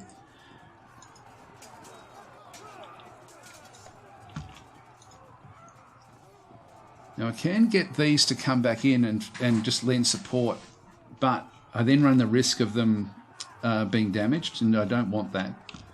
So I'm just going to keep them back in that reserve until there really is things that can be exploited. I don't want them in the fight at all. Okay, so we'll just go next. Hang on, tab. Let's go through all of those. We've still got this unit. And I'm just going to have to keep it where it is. So I'll leave everyone where they are. We'll end our turn there. Confirm. They're rounding off. Yep, there they go. They have to commit. Ah, oh, damn it! We got disrupted and pushed back. Pushback isn't so bad, but disrupted is. They're holding firm over this side. This is where the random number generator is going to cause us a little bit of strife, but it's still going to come down to who can actually flank the other first. Yeah, they're now moving forward. They're masking our cavalry still. And yeah, the Thureophori are sort of in a position, if I can smash into them as well, like I can then make big inroads, but they've still got more more coming. Now that was just evens. This should be evens all the way through here. Oh, we disrupted them. That's good. That's a lucky one. So the random number generator gods, you got to manage it in this game. There we go. We disrupted that. They should run. They should run. And these ones should go as well. Let's become fragmented and should disappear. Yep, there we go. Broke and routed and got nowhere to go.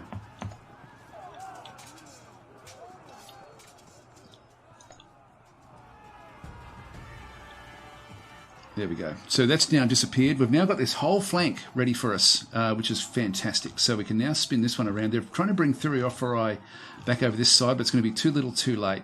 We'll turn that one around. We're now going to get a good flanking attack over this side. All we have to do is hold on. So let's do this one. It's still evens. Yep, that was an even fight, and we don't want to be losing that general. This is a problem in through here. We've already been disrupted. They could do a lot of damage that side.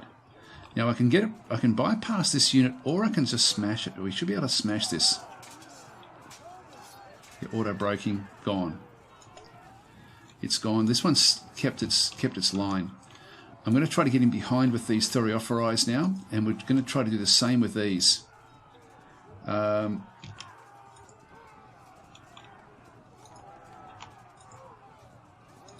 that one across. Now these have both been disrupted in that last attack.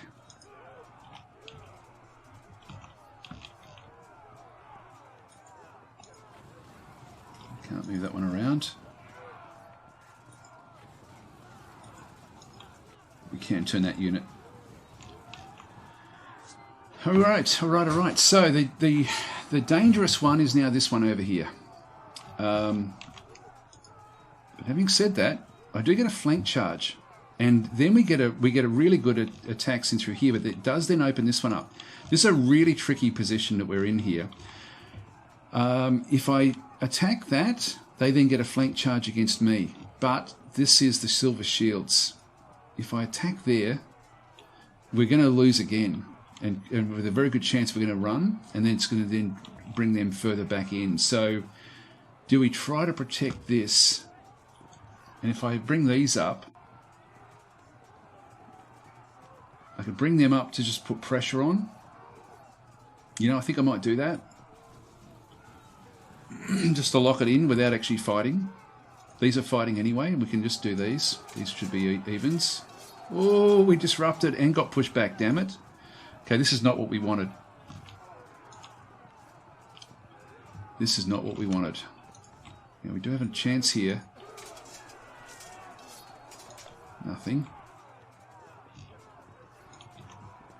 Now, who are they fighting against? They're fighting 2 to 1 in through here.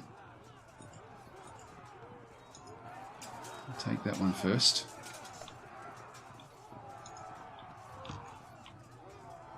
What we might do is just move that one back out of the way.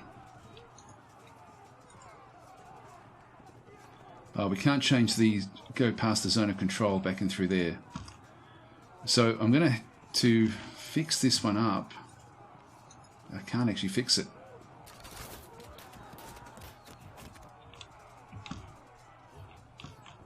I need to keep them back in the line and then just pray that everything goes well back over this other side. Well, we were going to do this one, so let's just give it a go. We disrupted them, that's good. And then they held firm. So that was worth doing, just to get that disruption. Hopefully now we end up with, yeah, now it's going to be very much both sides are now just trying to protect themselves. Great. Okay, that's good. And then we should be able to start to roll up that flank as well. So that's going to work out fairly well, I think. Just got this one now we have to protect. If we get pushed back again, what I might do is I might just move this one up, just so that we end up with a potential flanking attack against that one if it does push us back. Keep that one back where that is. They're all okay where they are. How are we going over to this side? They're sort of coming back in through. They're looking to take on our forces, and they are masking our cavalry. Yep, I think we're okay. I think we're okay. So let's just go in through this one. So these, I'm just going to keep them back there just to try to get them healed up before we recommit them at all. Hopefully this one will also. This one, I think, I don't know how close it has to be to the commander in chief. To actually, no, the commander in chief with it fighting, I think only has an area around, just one around it, that it can sort of impact the happiness of these sorts of troops. So we'll just end our turn there, I think. Is there anything else we needed to do? No, we've still got this fight.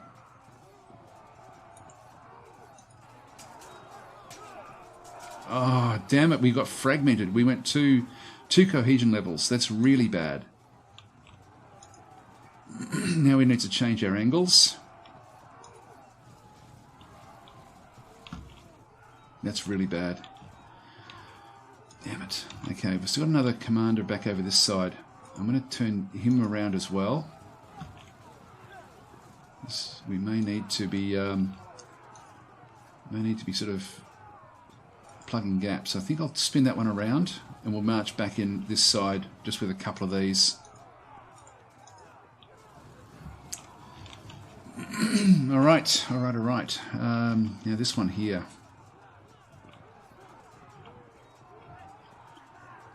We'll move that one to face this side. Looks like they're going to break through the middle here.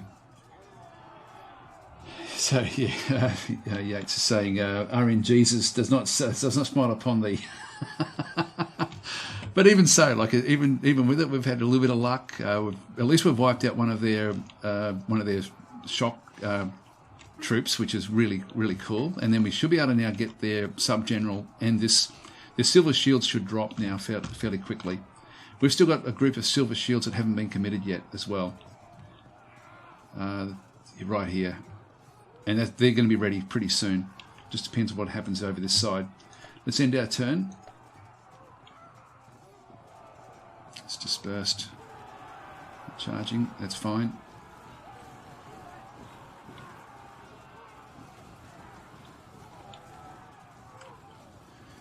Yes, we've had a lot of their forces that haven't been able to really get involved in the fight, but I guess we've also got this equivalent sort of numbers, really.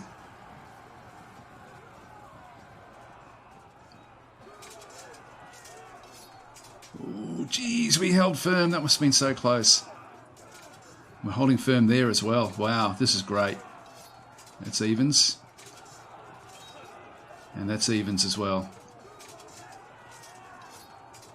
Wow, we did well there. That one worked in our favour, but we didn't actually. Now that's broken. Excellent. That's now changed. Their centre is now collapsed as well. So they've got issues. We've got issues. Very cool. Love it. Absolutely love it. So now we have to figure out what to do. We are facing this one. We've got a good flanking attack in through here as well. They're going to have to then do their cohesion will drop on contact because we're actually attacking them in the flank. This is their sub-general. Bang, in we go. Disrupted. Will we drop another one? It did hold firm. But it's now completely surrounded and it's in a lot of trouble. This unit through here should now get another pretty easy attack. Still held firm, damn it. Okay. This one, I can't get another one of these units in just to help with the fighting. Now we need to stop these Phoriophori's. Now that's going to be fairly even all the way through, but we don't want them attacking us in the flank, so we just need to lock them down. Now we've got more that we want to also get around the outside edge. So that's going to mean that we need to get... in fact, can I get that? No, that one can only really attack this one. Well, let's move that one in. But I won't attack, I'll just lock it in. That's sort of showing that we've now locked that one where they can only really fight each other. Just start to weaken it. Now, these guys should be low on ammunition by now, I think. Oh no, we've still got one more turn of ammunition here.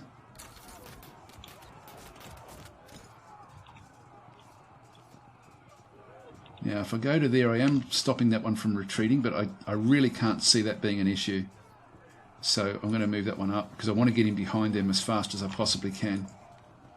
Actually, we are stopping these guys from retreating. That's actually a bit of a problem. Oh, it's not.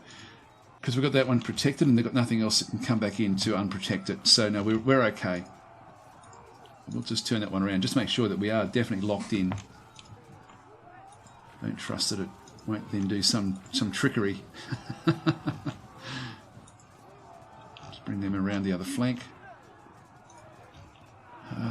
Move this one across just in case we need to sort of plug gaps in the middle here. Like there's some that haven't started fighting yet. Now, I'm surprised that they didn't attack here. We've still got issues back over this other side as well. Now, we've got Thoriophorides back over this side, which I can go after, where we do get the win. And there's nothing else that can really sort of do anything with that. So I've got to think, do I actually allow this to collapse here, or do I start just keep on protecting everything? I can use my silver. Which one was it? Was that the silvers? No, that's just a normal phalanx. Now we can actually smash this group. And we should do very good damage against the mediums. God, we didn't. We didn't. Alright, we're just going to swing this one around.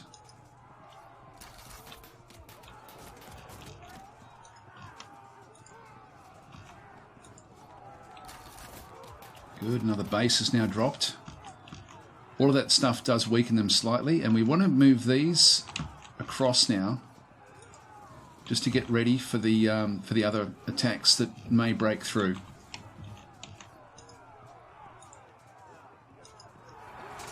Just lean support and lock that one in. Oh, we actually pushed them back. Whoa, that was lucky. That was super, super lucky. Because we now can actually just look after this unit. So it can sort of stay where it is. Although, having said that, this is now locked in, which means that, in fact, that one there can still actually go through. Actually, I can now hit this one and do a flank charge. Okay, well, we'll take that, absolutely. That's going to disrupt them. But didn't actually fragment them. Very, very good. Very good. Now, that one's still open. It can still come back down this way and possibly attack this group. I can't do anything with that one just yet. I could move this one up just to protect it. Oh God. Against the mercenaries, I think it would be okay, even this urban militia. You know, I think I'll take it up here. I don't know if it's a good move or not. Just to protect that unit until it tries to sort of get itself under control. Just want to protect this one. Now, we've still got this very, very dangerous attack in through this side. If I come into here, we're just not going to have any real hope against that one. And similarly in through here, I don't have anything going at all. I'm going to have to take this. Just hold on, hold on, hold on. Yep, that was lucky. That was a very, very lucky roll. Then we've got these guys.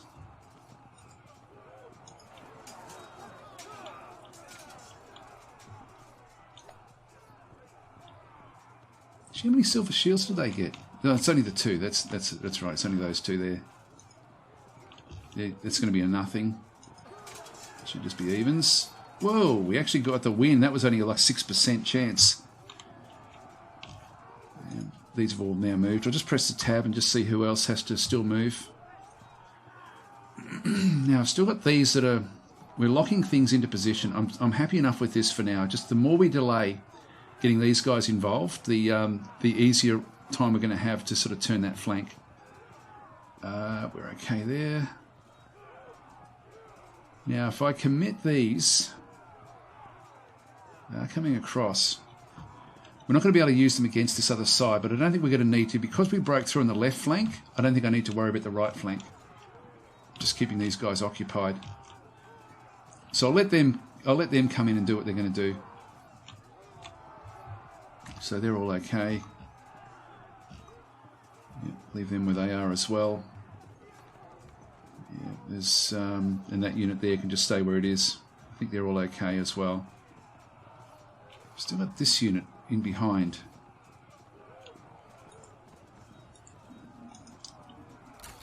It's only low ammunition, but it all helps.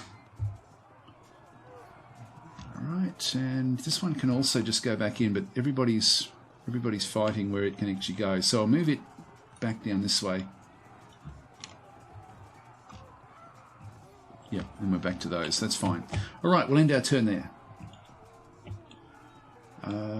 Confirm.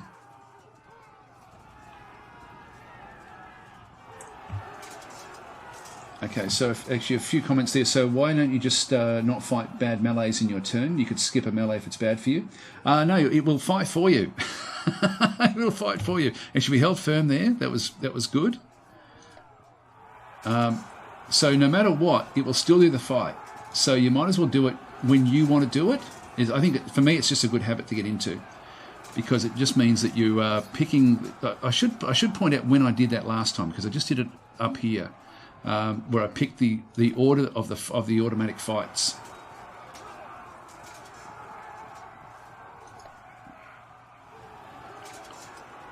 Yep, so they have now brought that one in. That's okay. So they're trying to lock me down now into different positions.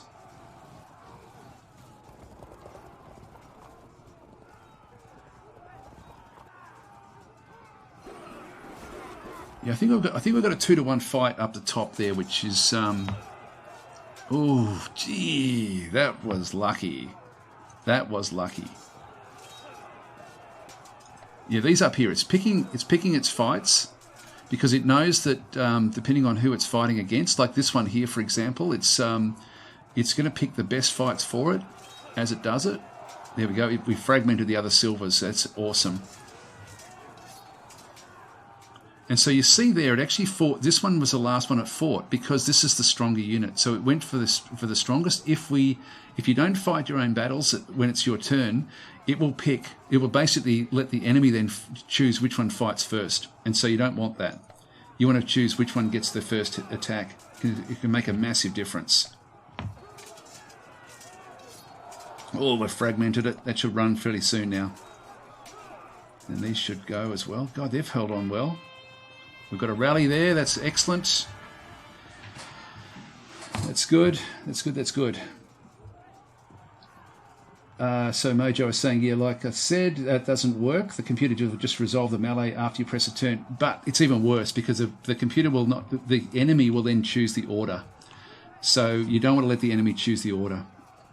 Like this one here, for example. Like I have to fight this. At some point, this is going to happen. If I don't fight during my turn, it will happen at the end of my turn. I prefer to sort of almost know, okay, what's the damage? What's going to happen? Or is there anyone else that I can bring in to actually fight this one first to try to sort of impact this? Like this one here, for example, they have actually now impacted this. This one's going to also then drop. I have to fight this one. So I need to now spin this. I need to break through up in here. So for example, if I use this one to do the breakthrough, it should then run and then be able to put more support back on this one, and it will then free this one up as well. Not that I get a chance to really use it this turn, but I then have options. So which one of these do I attack with first? I attack with that one. He then moves out of the way. I then block that one in. So I'm better off risking this one first to try to then correct the gap. So let's just do this one. In fact, before I do that, if I can get this guy to run through here, there's a very good chance he's going to then force this one to run as well at the same time. So let's just go with this one. Let's just see what we can do. Now that one's held firm, but it's weakened it more for this attack. And this is my best chance. 84% chance of winning this particular attack. 55, but still held firm. Damn it. Okay, so that didn't work. That would have been quite useful. But this next one, if I can break it, even though this is my stronger attack, you can see they've got a 63% chance because they're fragmented. If I can get it to break, yep, broken, and we should now move up. Now, can I move this one around? This one was engaged, so there's nothing it can actually do. So it can't get involved, unfortunately. But so we're going to be now. These two here are going to be a big issue for me. So, but knowing what order is really, really important. It's really important. Okay, so yeah, can't stress that enough. Now this one here, I don't actually have. I do have the attack here. See how I've got this one here? I've got two different attacks. If the enemy gets to the side, he's going to fight this one first, then this one, with a chance to sort of try to do something against this unit. Whereas for me, I definitely want this one to go as the first attack, because if I can get this one to break, then everything else for them frees right up. So in we go. And there's a good chance that will then disrupt as well. It held firm and that held firm, so I didn't get the option. Now I still have to fight this one anyway, so I might as well just do it. And it's still held firm but was pushed back.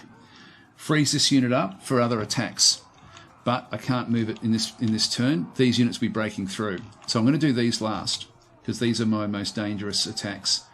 Now we've got this group in through here. I'm thinking what I'm going to do is, it's risky. It's got to do a cohesion test to move backwards. I should be okay here.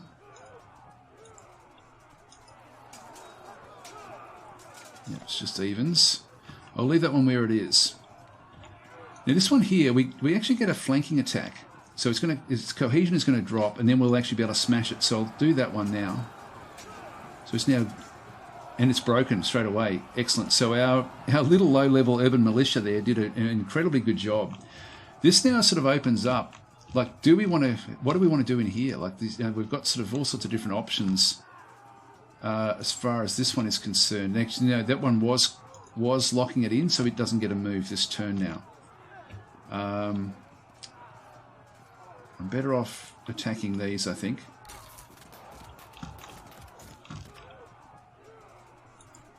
Just march these down. They're trying to sort of get around this flank. But we have locked them in fairly well.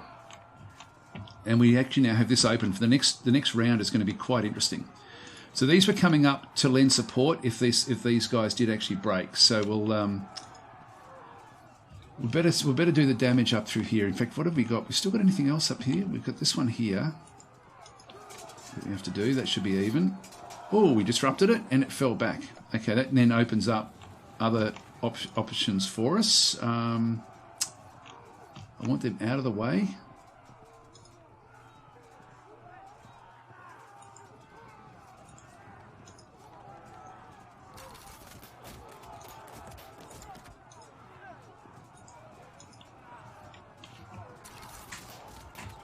Just keep on firing away at this thing. I do want them, as many of these mediums around this other side as I can possibly get.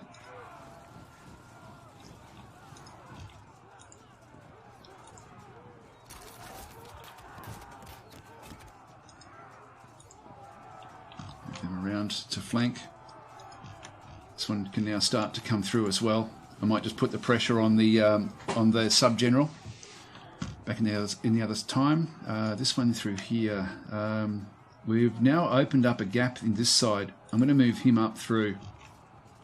Oh, I might as well go for it. I think they're low on ammunition anyway. We've still got these problems. I don't want to do it just yet. We've got this one here which is even. Oh, we disrupted. That's not good. That is not good. Move that one back out. They'll attack this unit.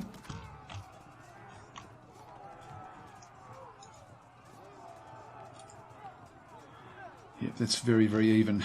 Okay, so we've sort of got them locked away. Looks like we could have troubles there unless we can move this one through. We've sort of broken through a little bit through the middle here now.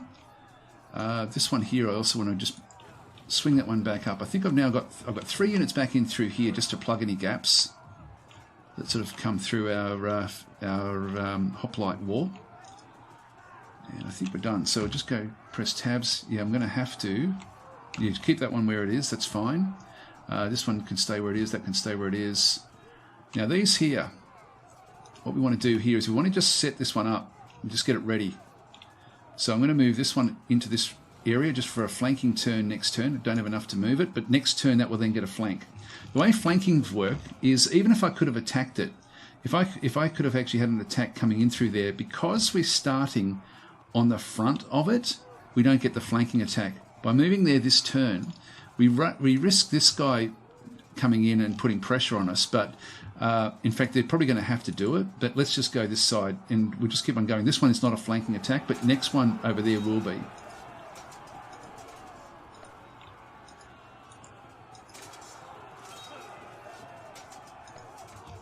But if I can spin these around and get them ready. Now what I do want to do is I want to make this so that we can protect this unit to stop anything bad from happening to it. I don't know if it can actually stop it, but let's just move these across now. Just get these ones ready to come in against their archers.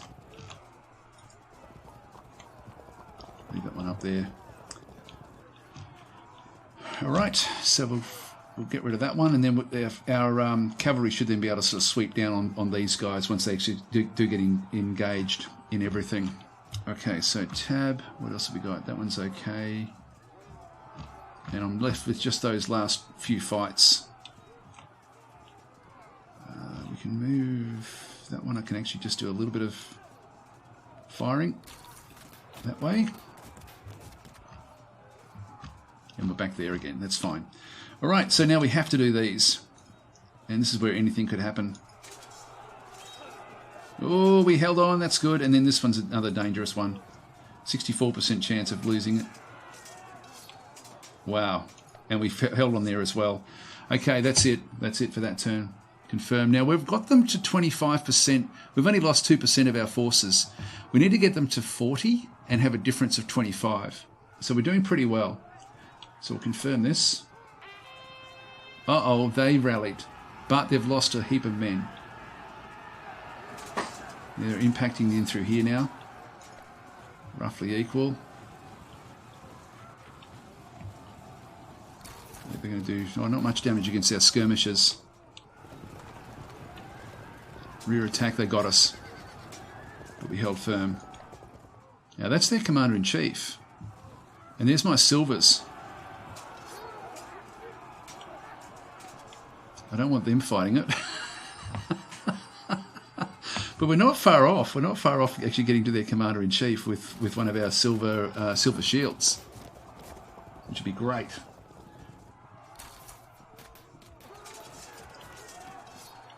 Oh boy, we got pushed back, but we did hold firm. And we fragmented, but still holding on. We got pushed back there. Okay, they're holding firm, but they're not going to be able to hold firm after this next attack.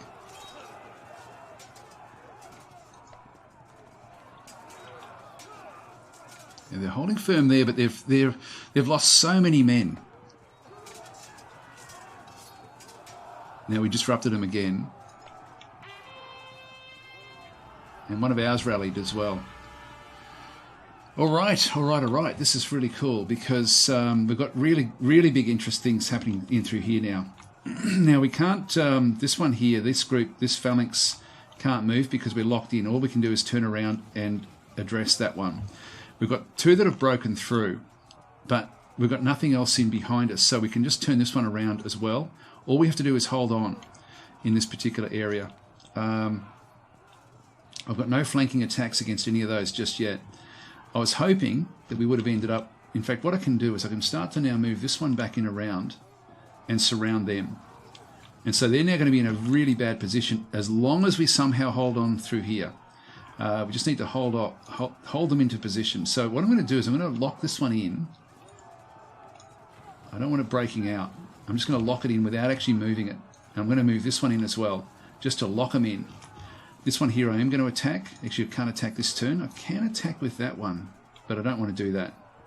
I just want everything locked in. So even though they've got the advantage here, I don't know if they'll be able to break through there. If they can, let's just move these up into a position where they can also then plug that gap. These were the reserves that we've moved all the way back from over here, which we're going to need. Now we've got... I would have loved my silver shields to be able to come back in and do some stuff. We ultimately win that fight. This fragmented, I really want them coming good, but they're just not going to come good. I can smash this one. That then takes me into the middle, but in reality, I probably really need to be... Yeah, if I go there, it's not going to help me much. Well, let's get rid of some of these. There's another base gone.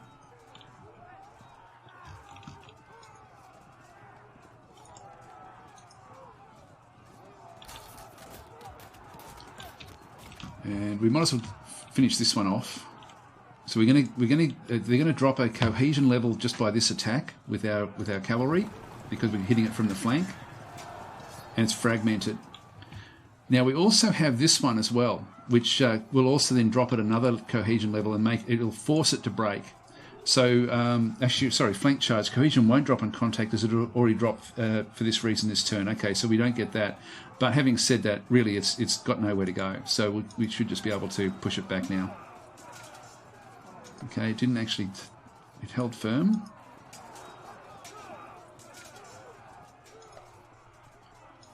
I don't think we can... What we can do is just... you can see how these are now turning around to actually press the issue. Well, let's go and try to get it to break. There we go. It's now breaking, and we've followed it in. Cavalry will do that for one turn at least. They'll actually chase things through. These guys are getting ready to take us on as well. Well, I'm going to bypass these now completely and leave these to look after the cavalry, and we're going to move our way through here now. I think what I'll do is I'll just leave that one. I'll leave it facing there. I want these to get in behind where the Nubian archers are. I want to smash them with my cavalry now. All right, so we've got this fight in through here. This will just be fairly even. Ooh, wasn't good. Wasn't good. Let's move these up. Just keep them in the middle of everything. I'm going to have to do this attack, I guess. I've got to figure out whether I turn around and protect what's happening in through here.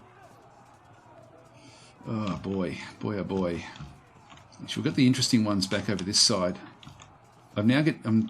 actually, do I have flank attacks? Or was that just this turn? No, it's next turn that I need to then figure it all out.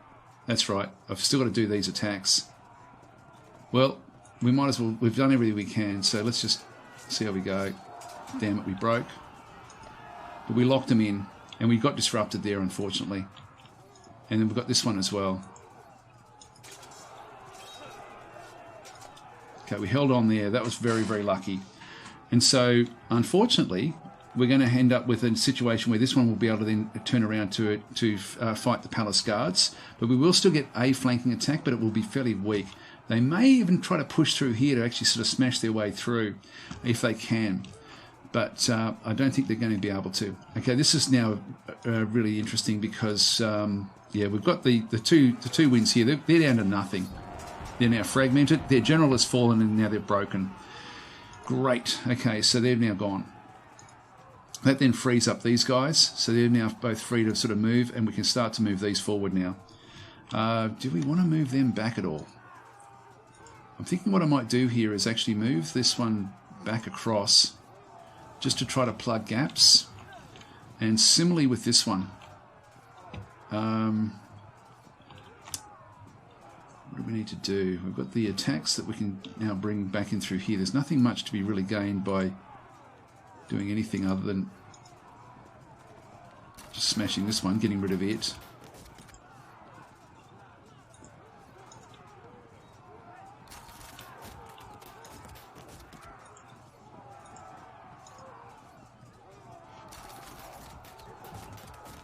And then our mediums, I want to get them out of the way.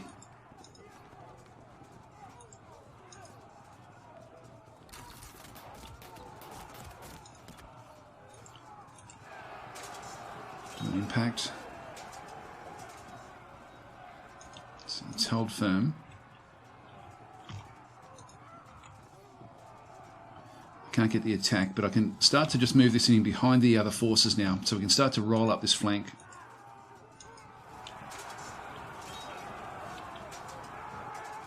Yep, nothing going. Nothing going there, so we'll keep on moving these ones down.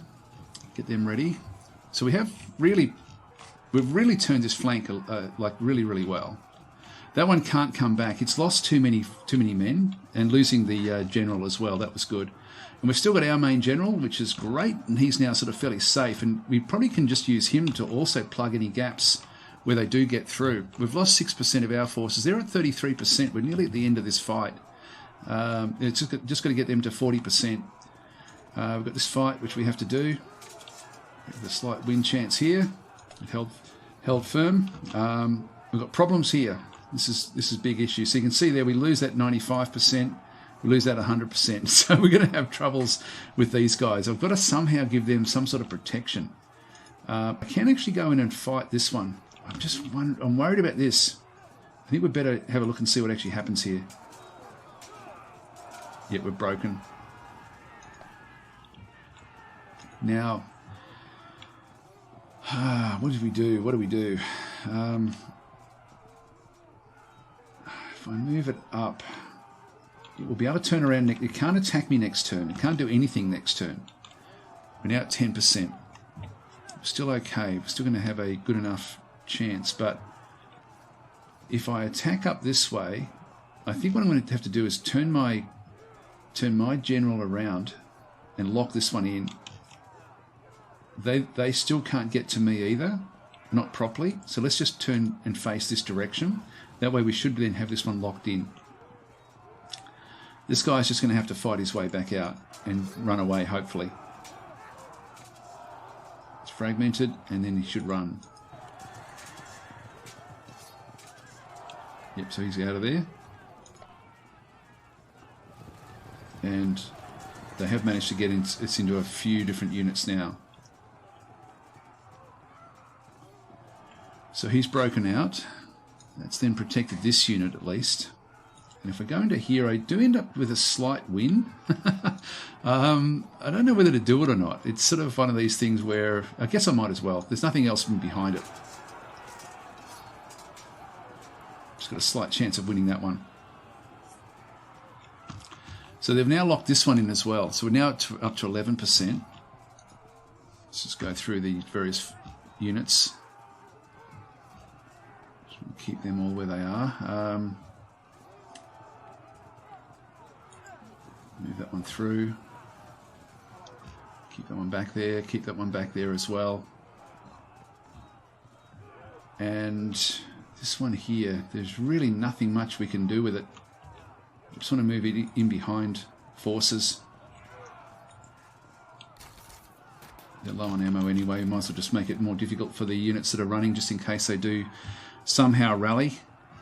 Yep, and we're back there again. Okay, so we'll end our turn now. Has everyone fought? I think we don't have any other fights that we need to contend with. So we'll confirm that one. Still all routing. That's good.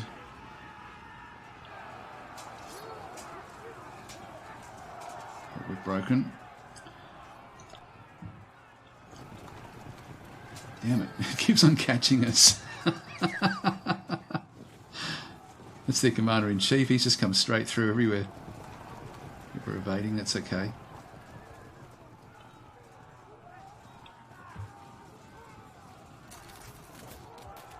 Up to 12% now. Rule of thumb, if you are playing Field of Glory 2, try not to lose more than 15% of your forces. Yep, we're disrupted there. We're still holding on, which is fine. That one's okay. That's okay. That's fine. That should break. There we go, auto braking. When they auto brake, it's because of loss of numbers, and so that's the and then they can never come back from that. This is one of ours that dispersed, I think. Okay, so this guy's still fragmented, still not doing anything. But we now actually have some nice attacks that we can now do. So we've now got this unit can now come through and do a flank charge. It's disrupting it and fragmented it. Cool. Okay, that's great. Now we're also going to have this unit here. We've got a few different options back on this side. We get what we get is I think technically we get a flanking attack, do we?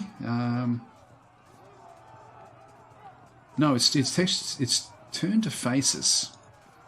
It has turned to face us. So if we just go in, we're going to win it anyway. Oh, well, there we go. They held firm, but they are now sort of suffering a little bit.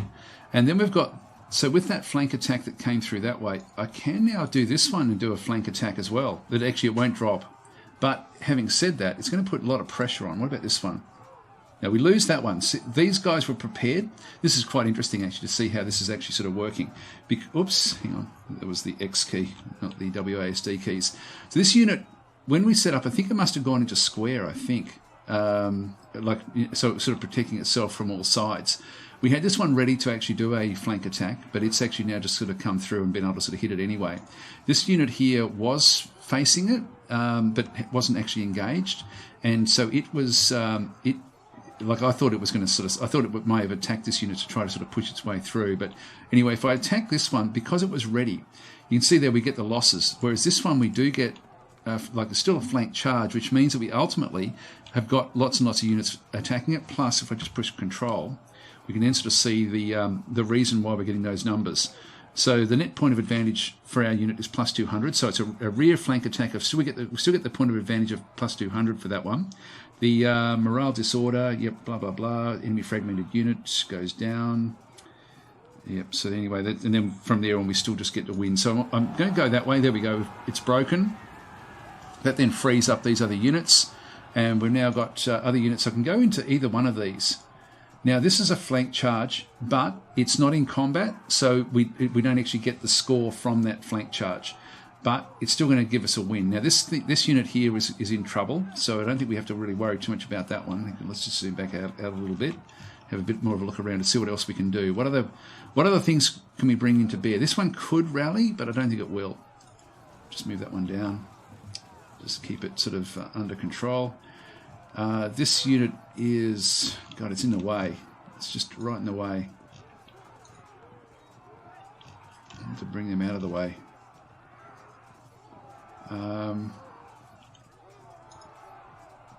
Yeah, I wanted to bring these back into the fight.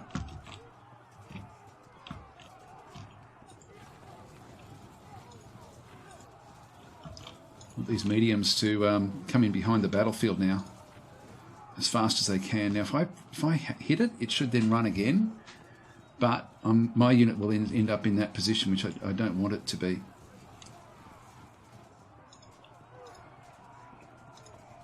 Right, let's hit it with this. Okay, that opens this up a little bit.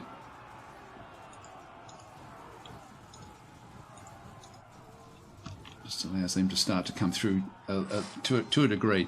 Actually, we're at 40%. This technically should be the end of it after we have our round. Now, we've got, if we can just get one more to drop, we should be good to go.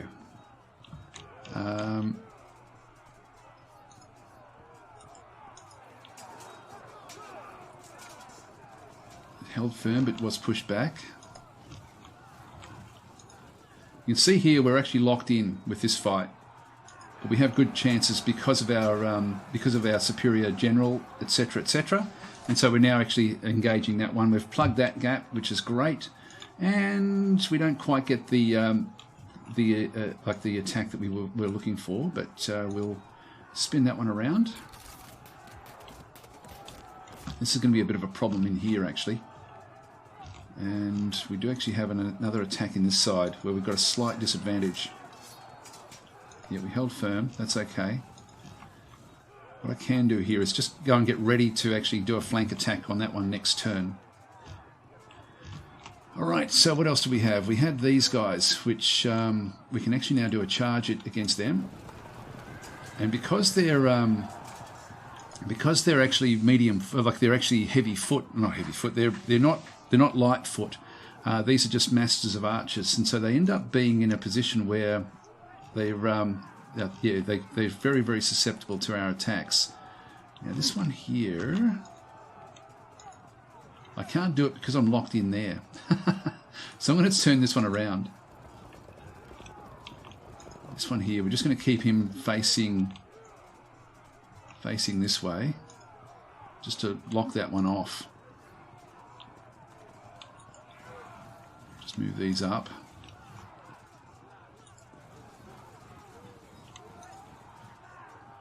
If I attack it, it will run. I'm just going to move that one around. Just get it ready. Now this one can do a lot of damage against my cavalry, so I have to be a little bit careful of that one. Everything else is now engaged, that's all fine. We have to do this fight, which we will lose. We did hold firm. I think we've done enough to win. Just press the tab keys and just see what else we can do here.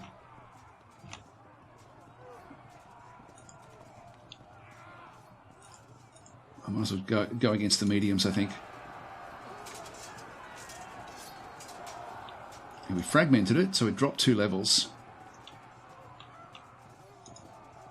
And we can't attack with that one. That's okay. We're all okay. Alright, so we've got these as well. I'll just start to bring these down. Just getting behind their troops.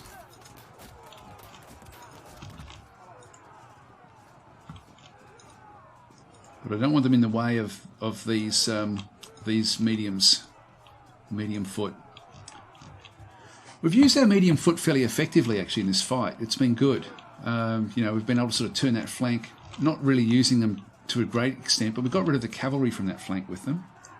I think everyone else is now ready. Yep, I think we've now gone through everyone, so we'll end this turn.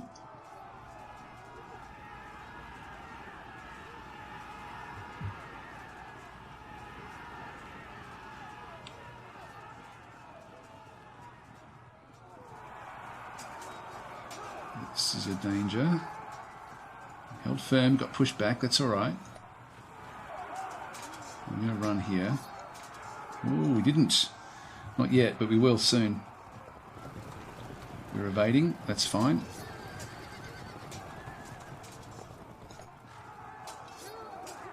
We've got to lose this. There we go. 13%. And they keep on chasing us down. So that Commander-in-Chief has gone right through the battlefield. They should run, hopefully.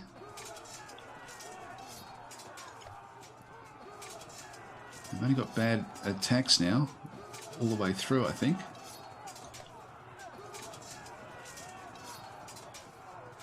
Ooh, they held firm. Yep, they've broken. They're now at 43%. This should be the end of the fight. And they've broken as well. That's great. Awesome. We got into their and there we finally get our rally when it's all too late. Too little, too late. Okay, so the enemy has lost heart. You're victorious, and we didn't lose too much either. Only 13%, so that was good. That worked out well. So now we go back across to the other game. So I'll just have a quick skim and see if there's anything else you should have done. They formed square, says Yates. Yep, that was okay. Did the phalanx form squares? Yep, says Gamer. Yes. Yep. So as far as I know, Macedonian-type phalanxes move in a squarish formation, but do not form a square, defending all sides, as they lack the manoeuvrability. You can do it at the start, though. Later on, poke formations do. You can do it at the start of your battles, and I don't know. I didn't check. I should have checked to see if we could have done that during the battle. That would have been an interesting thing to see. But at the start, you can actually make them form square. So there is actually a setting at the start. So we'll close that. Now, when we finish this one, you can see there we lost 9%. If you lose 15% if you're playing normal Field of Glory 2, it's not good. So you don't want to be losing more than that. But I don't think it matters much in this game as long as we maintain all of our different units. We won't sort of suffer too much with this one. But we did kill off a lot of theirs. So let's see what actually happens in through here now. So if I now go back, if I just go back to the main menu and quit out of here, so I think the game will then just automatically. Do you want to quit the game? Yes. So I'll now go back into Empires. You're going to see a black screen just for a minute there. I now click on the Play Empires, and it should flick across. I think it has. Yep, there we are. Okay, so you have a Field of Glory 2 battle result ready to import. Click the Import Battle Result button below to load it and continue with Field of Glory Empire scenario. Yes. So we click on OK, and then we just import the battle result. So import the most recent one, and there we go. So 7th of June for me. It's probably 6th of June for most of you guys, I guess. So anyway, we'll import that. And so that then gets imported, and we then continue on.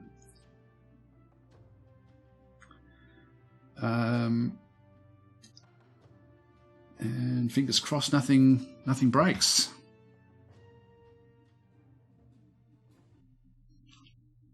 There we go.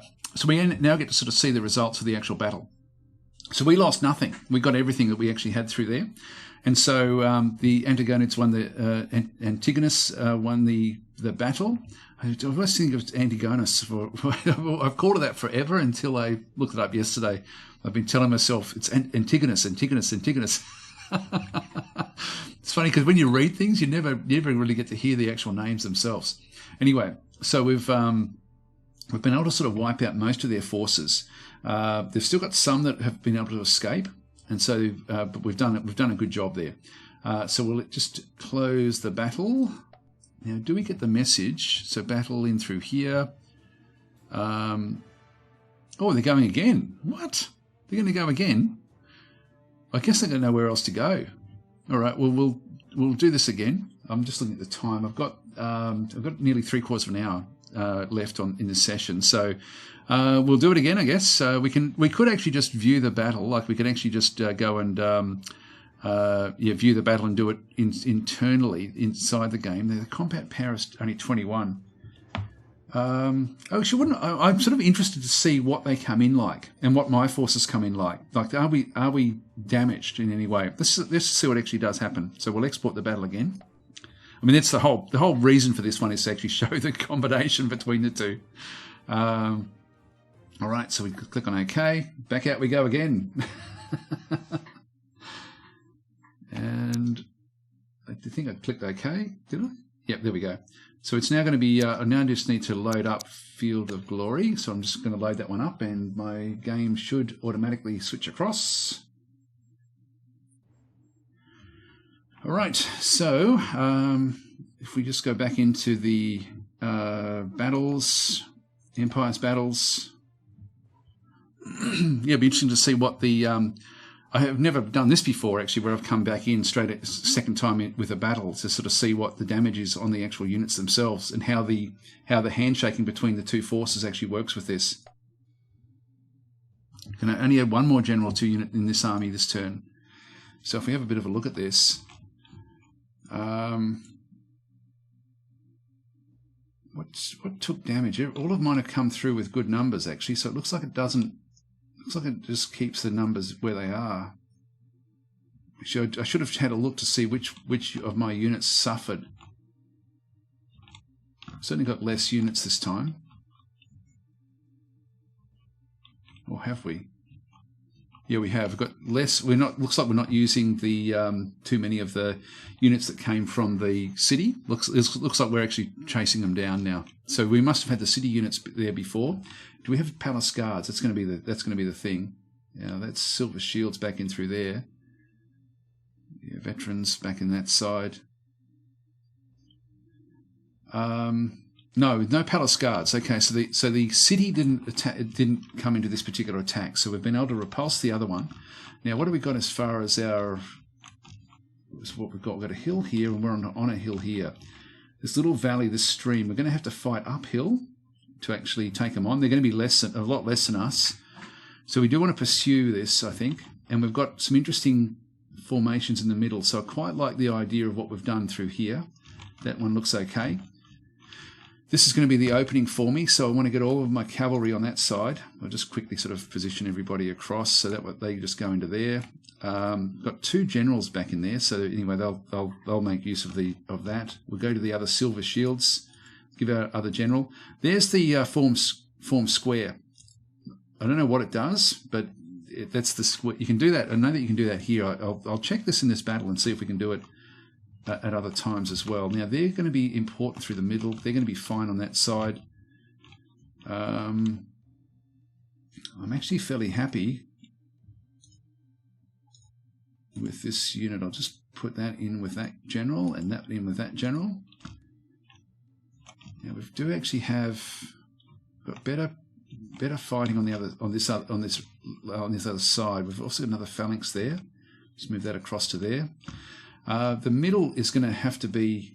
I probably want to just get it like some of these guys at the back here, just to have them come through. Just move them across.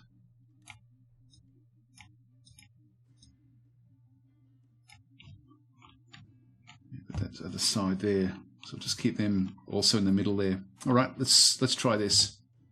I won't spend too much time on this one because we're running out of time. If anyone's got any questions or anything, or wants to look at anything in particular, now's the time. Okay, so we've got a shadow of the hill. We don't know what's in behind this hill. We know what the army is, but we're not seeing anything in this shadow. We can see the end of their skirmishers, so we'll just bring our skirmishers forward. We're seeing a few other forces, and they've got phalanxes back in through there as well. Looks like have also come in with full strength. Some of these were full strength. We're going to send our horsemen out, I think.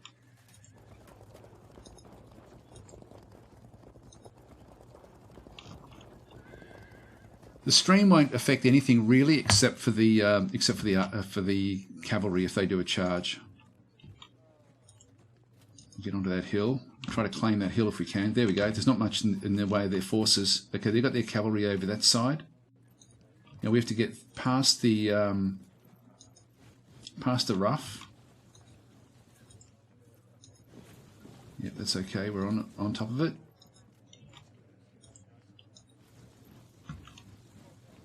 All right, and this can just go out that way. So we've got cavalry on our left flank that we'll need to sort of protect ourselves against. But there's a lot of rough over here as well, so they're not going to be able to do much. I think what I might do is I might even send some of these out this way. Just move that one across. There we are.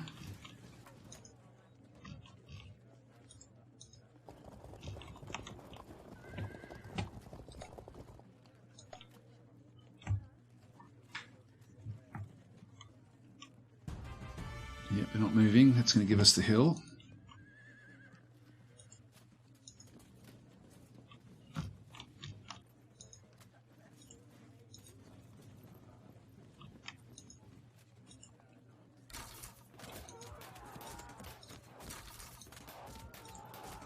Yep, can't angle that one. I thought we'd be able to be honest. It's surprising. Oh yeah, we can do it.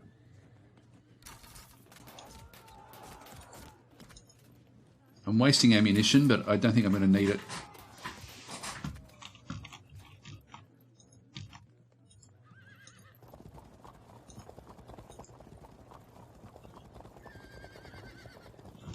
It's interesting, they've put their archers in the middle with their mercenary infantry, like with their Theorophori. All they've got is just the commander-in-chief is now back over here. They've got phalanxes back over this side as well, just pike phalanxes.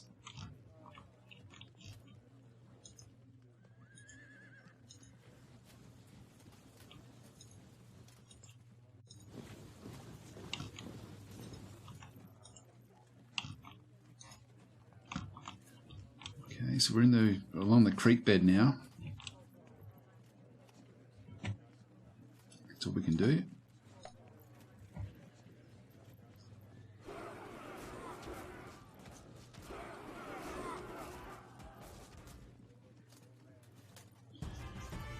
So just reading a few of the other comments there. So Van Bishop is saying, I think the main reason games give the forming square superpower to phalanxes is because they assume square phalanx refers to that, while it's overall formation width and depth, but facing one side only. Yep, and then Pavik is saying one is strategic and one is tactical, so each scratches a different itch. I think it may have been about something else, actually. I don't know if that was... Yeah, hang on. So Yates is saying, if you had your pick, which would you say you prefer? Fog 2 or Fog E, as in Empires? Wow, that's a good question, actually. It's sort of... They are so different, and they really are so different. It's sort of like I don't know. Like they. And in fact, that's the answer. One is strategic and one is tactical. That's the perfect answer. That's exactly what they are. They are like Fog 2 is just an incredible tactical game, and Empires is just going to be an amazing strategy game. So it's sort of grand strategy. So, God, choosing between them, it's actually really really hard. Like because they really are incredibly good. I'm going to keep this one back. We've got that little area back over there. I'm just going to move this one across. I'm going to move this one across as well, just to flank, just keep that one under control as far as the cavalry is concerned. So we'll keep on moving forward. Yeah, no, it's a hard one actually because they really are excellent games with what they each do. Now we can move right in here. I think what I'll do is I'm going to start to try to turn the phalanxes.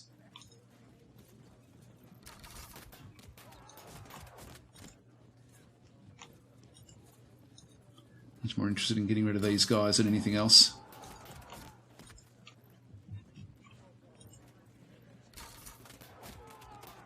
That was good. Do the same deal over here. That's going to force them to come forward, actually.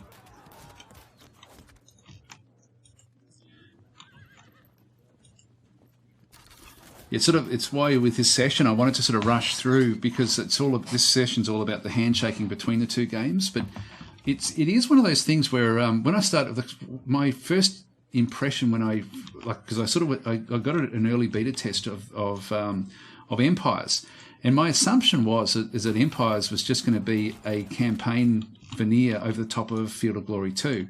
So I wasn't expecting it to be as solid an actual. As far as the actual, what am I trying to say? The strategic side, I wasn't expecting that at all, and it really has been a incredibly, I guess, rewarding to sort of go through that journey of seeing it in one way, which and I see a lot of comments where people actually also are seeing it in different sorts of ways. Actually, I can win that battle. I might. Sorry, I'm just talking a bit aloud here. If I attack that, I think I might do this. I might attack this one. It's evading. And I'll just bring this one up. Yeah, I've lost my train of thought now, but it was actually really interesting just from my expectations of what Empires was going to be was very, very different to what it was delivered. I was surprised at how cohesive everything was, but and how fast it was because of the 1 year turns. So yeah, it was pretty good, very, very good. Okay, so now looks like there was a question there. Sorry, I am missing comments now. Just after I asked people to ask any questions that you had, I'm sorry. Let's keep on going because I'd like to try to finish this off by the time we actually end the session in half an hour. So I'll just keep on rattling forward. I'm really bad at actually at doing more than one thing at a time. Like I'm really bad at it. Good. They're now coming forward. They're moving out to different areas. This is what we want to see. This is what we want to see. Awesome. Now we just need to get the 40%. That's all we need. So we'll spin that one around. There's another base gone. Yeah, as far as the squares and with the phalanxes, I'm just trying to think of what when the first computer game came out, Field of Glory 1. I know that was based very heavily also on the tabletop game, but it seemed to also have a. Did it have squares? I know that the phalanxes in that game were they had to stay together to form the line. I don't think that they formed square as such. I think that they were just you had to have if you had a phalanx, they were joined at the hip. You had two of them, and they were very, very hard to maneuver. You had to sort of put them in the right direction and then move them forward. That was it was a good game. It was a bit different. There was one difference I really did notice between those different games. Now they're going to come after my guy, so I'm just going to go and move this one across. I just want to put pressure on this. Yeah, it's holding firm, but it is. We just killed off another base. Now I think if it goes down to less than 4 bases, I don't know if we can test that. So I think if it goes down to 3 bases, it then doesn't have that deep pike formation. So it doesn't actually get that deep pike ability. And so we'll have to sort of test that. Now we're going, unfortunately, we've got a lot of broken ground here. I think what I'm going to do is I'm going to move my Theophorize into the middle. Move that one up as well. But yeah, with the rough, I'm not going to get it. I can get this one across the rough.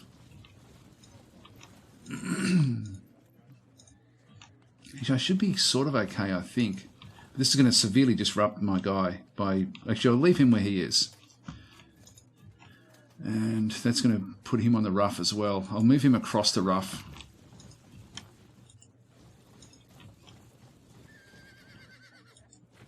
We're blocking off avenues through there, which we have to be a little bit careful of.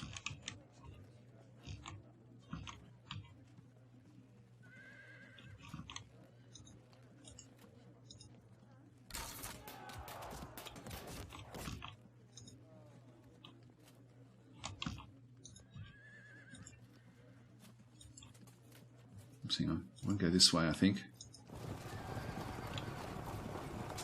Yep, so we got him.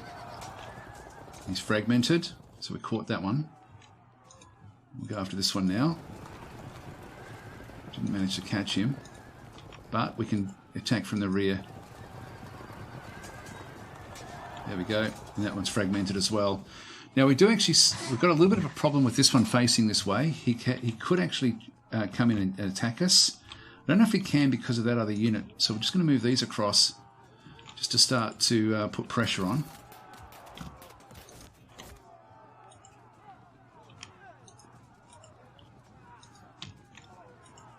Around. And all of these across the top.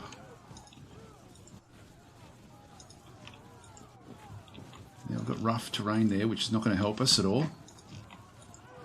We need to get around the other side of that. Yeah, that one's all done. That's all done. Okay, that'll do. I don't think we've got any other attacks. Just press tab. Got this one. Actually, I could move in. Do I want to do that? Probably not. I don't think. I think I'll leave it back where it is. Yeah, that's all that's left. Okay, in turn, confirm.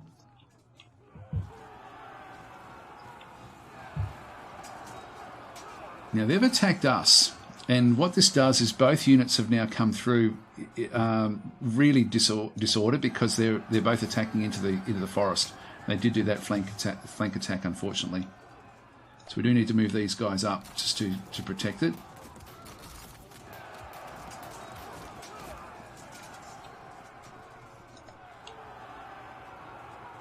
I've got 2 to 1s in there.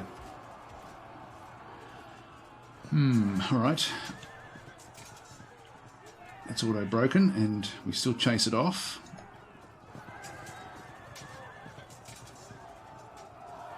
It's breaking, but we can't move it on away. We should bounce back away from there. We shouldn't have to worry too much about that one.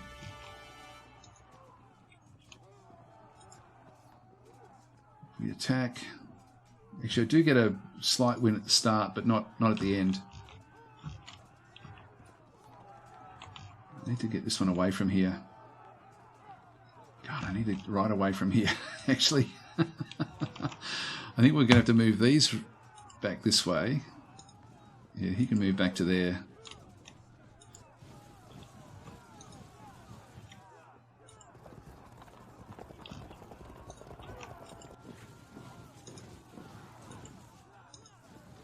Just move them up. Now they're on rough, which means that if I attack, I really don't have much of a chance, but I've got nothing else to do, so I might as well do it. Just because they're on the rough terrain. And similarly in through here, this unit is... We've got a slight chance to win it, I don't know why. I didn't think we would.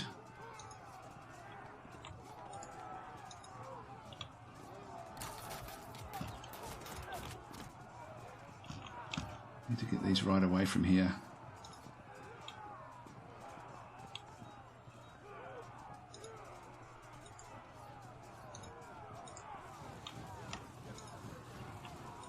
Move that one back through the other troops.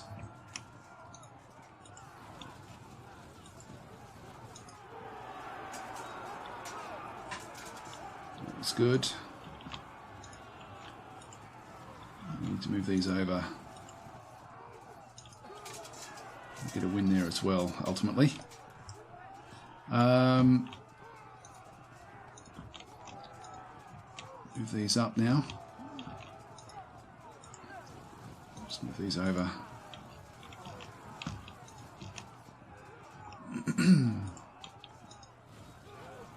We've still got avenues back out, so we've still got areas that they can retreat back into. I think that's all we need to do. Actually, I do have to do this attack. We're going to lose it. Come on, get away from there. Good, we fell back. That's what we want.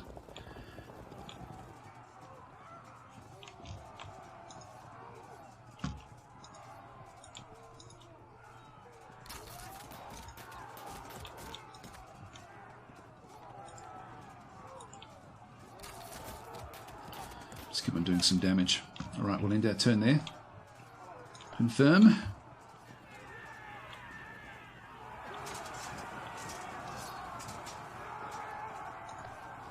So they're all locked in. That's actually, they did form square. We just saw it there. Because it's surrounded.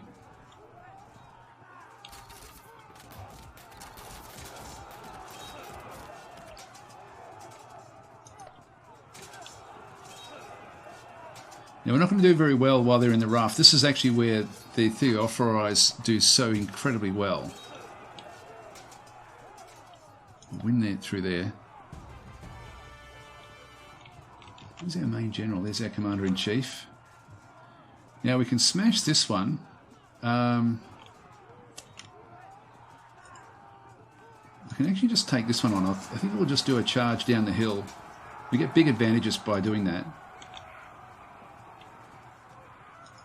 Now they did form square, and I'm guessing that that's actually what that one does. If we control right click, melee,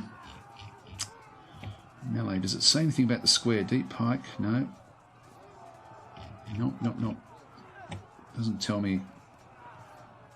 Doesn't tell me there. But if I actually go and click on this one, and actually I think even before we started, because it wasn't set up that way, it's not going to really impact it. If I just control click, does it mention anything there about square?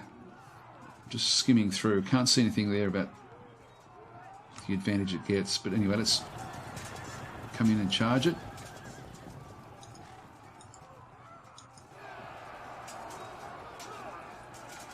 Oh, nothing. Might attack this guy. And that's a little locked that one in, unfortunately. So hopefully we get it back out of there again.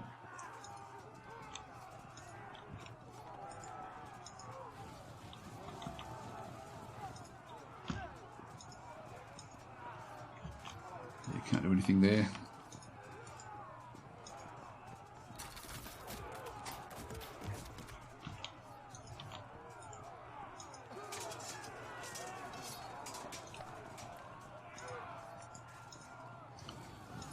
I can actually do a attack here. It's not going to be a flanking attack. I can just leave him back where he is, though.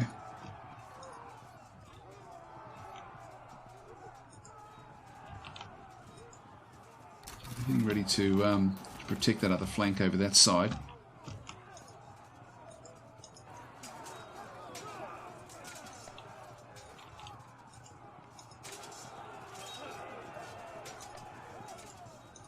Is he attacking there as well? No, he's not.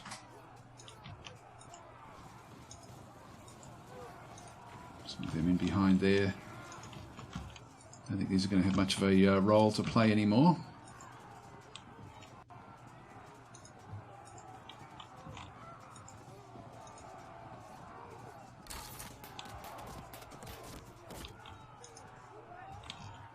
They're all locked in.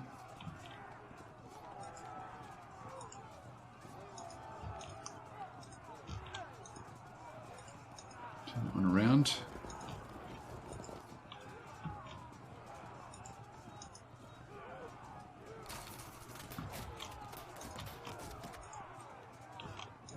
Move these down and around. Okay, that'll do us. We've still got fights here. No, I think we're done. Just press the tab key. We've still got this as well. It's good, another base gone.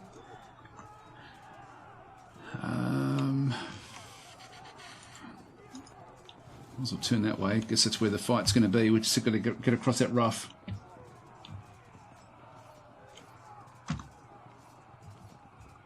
That's all that's left.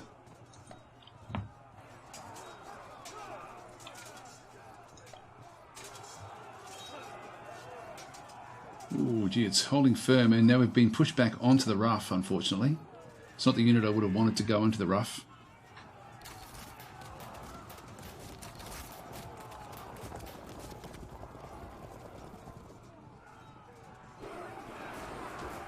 Which we evaded.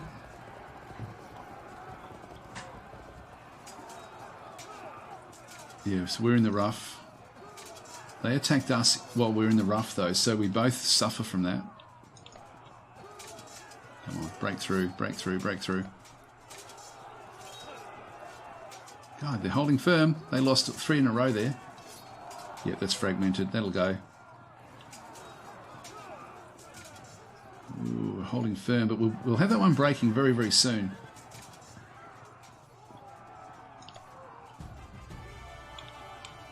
Alright, time to smash this one. Yep, it's broken and gone. And our cavalry then chase it down, but put themselves in a really bad position by doing that. We can, because we're on the hill, we can shoot across the top of these other units. So we'll take a bit of that. This as well. Just try to put as much pressure on them as possible.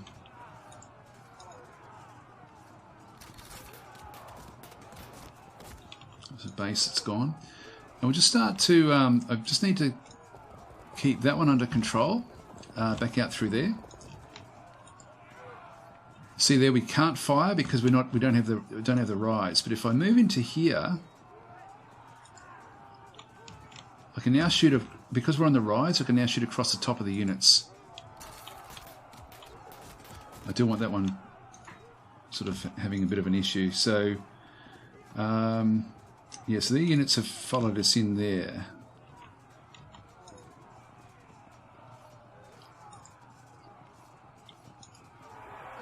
I'll go up against them, even though they're in the rough. Not ideal.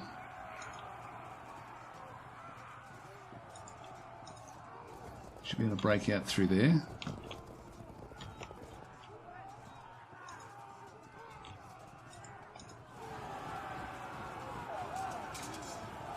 Locked in. It's fragmented and it should run.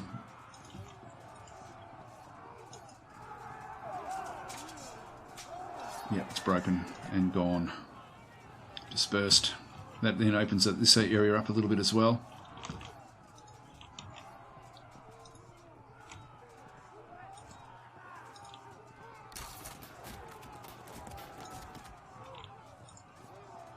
We have to fight that one, even though we really are at a disadvantage fighting against the Thureophori in that particular instance. Actually, I should have just moved because I would have then had a flanking attack. But anyway, we're doing good damage. Their flag is starting to become ragged, which means that they're losing a lot of men.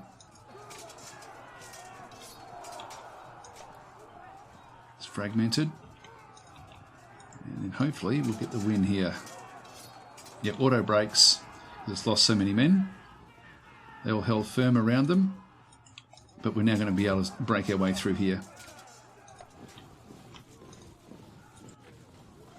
Move them in. And move that one down. That's about all we need to do there, I think. We'll just end our turn. Just conscious of the time now, so I'll rush through this battle.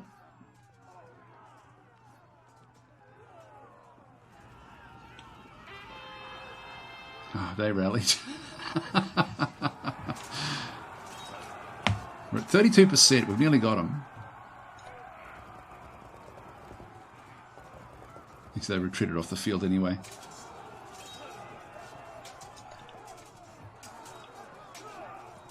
Should get them now.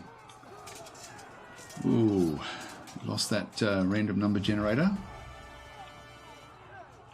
Okay, so we'll hit this one in the flank. So this is a flank charge. It will drop cohesion. And we got it to fragment. It dropped 2. We can hit it with this one as well. Broken. Excellent.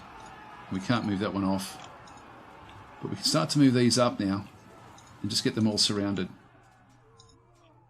I'm going to move that one out of the way and smash that one. We're at 45%, so we're going to get the win here, and we haven't lost anything. None of ours have actually routed yet.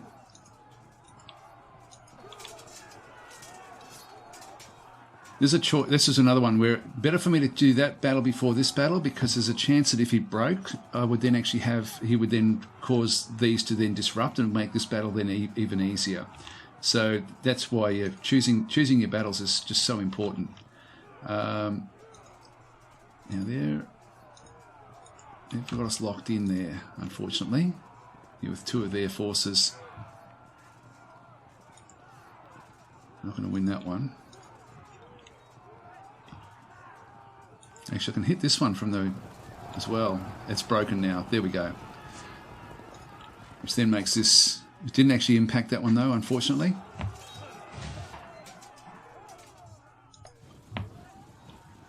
Alright, well, we certainly have won this one, I think. I don't think there's anything else that they can really do.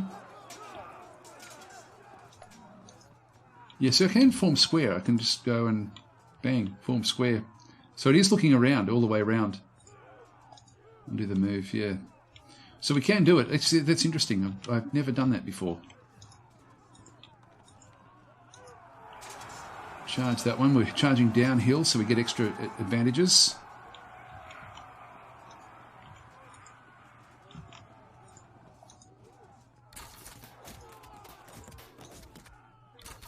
That's ragged just simply because of our archers. It hasn't been in the fight in any other way. We could almost get that to rout. No, I can't quite get the shot. Let's just keep the pressure on this one. Oh, here we go. Here we go. Here we go. Yes. It lost enough men that it just couldn't hold on any longer. So it's now out of the fight. And there's not much else we can do with that one, so we'll leave that one where it is. We'll end our turn, and that should be the end of it. We've got up to 60%. Confirm.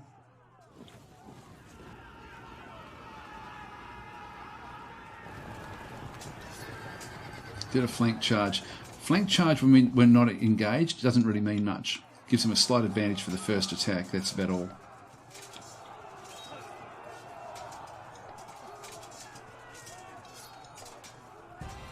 There we go. Enemy's lost heart, you're victorious. So we absolutely smashed the Egyptians. Okay, so that one's done. And we'll now just go back to the main menu and quit out of this. And we then go back into Field of Glory Empire. So just your screen will be black for a second while I do this, and it should come up now. Now. There we are. There we go. Okay, so we now import this battle result. And we'll see what it is. And we've only got like about 5 minutes left. So I will try to, and I apologise for missing if there were any other questions while I was fighting that battle. I'll spend a bit of time now just to sort of see if there's anything there. Maybe just do it at DasTactic when you're actually putting them down. And so I can then actually have a bit of a look. So all that escaped were some Egyptian skirmishers and some Nubian archers, but everything else was destroyed. So that was good. And we can see through here, like this is where I'm not sure how it's sort of working, because the effectiveness on these units were damaged, but it still was coming back into the fight fully healed. So I'm not sure if that will change over time. I've got no idea actually if that's going to be the case. So we will leave it there, I guess, with that one. That one's fine. Looks like he still survives. And they're out here. Damaged. So they're just processing the turn. Yeah, we're just not going to able to really break out of this bottom end, rung, which is a shame. So, we're going to have a few different sort of messages. There's other nation declared war on us. So, Colchis is now fighting against us. Just read through all of these comments first. So, Erblau is saying, do individual units in Field of Glory empires gain experience? That's a good question, actually. I can't remember the answer. I'll have a quick look. Hang on. So we've just got them. They've declared war. Wolf smell the blood. So Macedonia's declared war on us as well. This is going to be a hard challenge, actually, against everybody. New decisions are available. I won't worry about those so much. We'll just ignore those. Okay, that's from Colchis.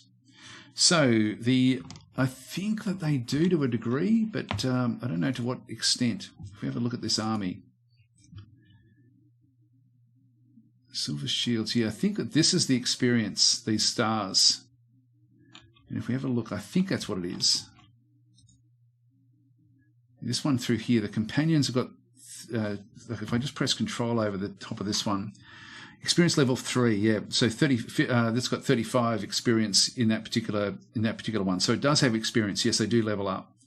That's right, they do. Yeah. So these are only experience level 2 at this point in time. Let's just see what happened with the experience over this other side. If we have a look at these guys, so 28. They would have started on 20. So they're at 28 at the moment. This one's on 33. So it's nearly gone. It's nearly going to level 3. So it's not remembering much about what actually happened in the fights, but it is picking up experience. So I'm not sure exactly how that handshake does sort of kick in, but yes, the experience is in there. So I don't know if we've got any just level 1 troops. Yeah, here we go.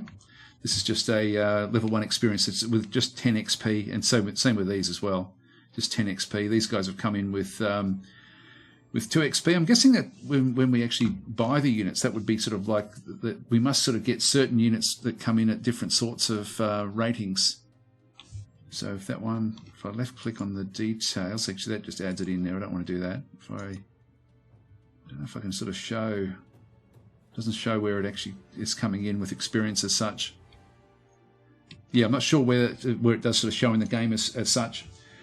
Okay, so Erblau is saying, are there any upgrades for individual units besides experience? I don't think so. I think that, like, if you've come in as a Roman legion, I think you're a Roman legion all the way through. I don't think you can sort of step your way through. I don't think you can. I think that they are what they are. And you mean by the upgrades to the stats? Buildings, perhaps, but there's no actual technology. Like you don't actually research tech as such. All you're doing is pretty much just going through. You've got diplomacy, the ledger, but there's no actual tech. It really is about just sort of managing your forces. So, and I've got a funny feeling there are unlocks at different times. Like the Marius reforms, for example, in Rome, I thought had different units, but I may be wrong. It's almost like I think that some of them do get really the unlocks are your provinces. I think, like if we go into the provinces and have a bit of a look at the at this. Hang on, if we just go back to the province level, we can see that we got provincial units. So there will be certain areas will actually have a provincial unit that sort of that kicks back in. Yeah, that's the different archers, for example, back in through there. This way, what do we end up with? Phoenician skirmishers, but no, there are specialised units depending on if you can actually sort of get your province together. And I forget what Rome's was. I think that was sort of like one of the high level legions or something along those sort of lines. Yeah, there's no tech tree at all, which is actually good. This is what I mean. Like the game is it's very, very detailed, very complex in the way that it actually models things, but it also does it in a fairly simple way. So you can stumble your way through it to a large extent, which is sort of like even with the way I started, like I had a lot of things I was supposed to be trying to build and I sort of was able to get through it. Let's just see if we can find out whether that battle counted or not. Hempfield has been completed. Okay. Leave that one. A battle has been fought between Antigonos. Yep. Now that's not seeing any messages in through there. It's just showing the 2 different battles that we actually had. We didn't lose any, which is good. Yeah, we're receiving things. We've got yep, another battle. Yeah, I'm not seeing any message, so it looks like it is actually, it has to be 20 units from the actual, that are involved in the actual fight itself, not just the 18 that was in there with the first one. But anyway, guys, that's going to have to unfortunately be the end of this session. So thanks for watching. I don't think there's any other questions that I missed there. I'll have a quick look through the back end there just to see if there's anything in there. I think that's it. Pretty sure the Legion's changed with the Marius reforms. Yeah, but I'm just coming back how they trigger the reforms. Whether it's just a yeah, I forget what it is. Yeah, I can't remember. But it's, yeah, very, very good game. Very complex, complex in a good way. Because I don't like complex in a bad way. I don't play games all that well that where it requires an awful lot of brain power. Whereas this one requires tactical thinking to a large degree, even in this map, you know, like making decisions about where to send troops. I much prefer those sorts of decisions than trying to sort of figure out every tiny little aspect about it. Anyway, guys, I will leave it there. So thanks for watching and have a great day.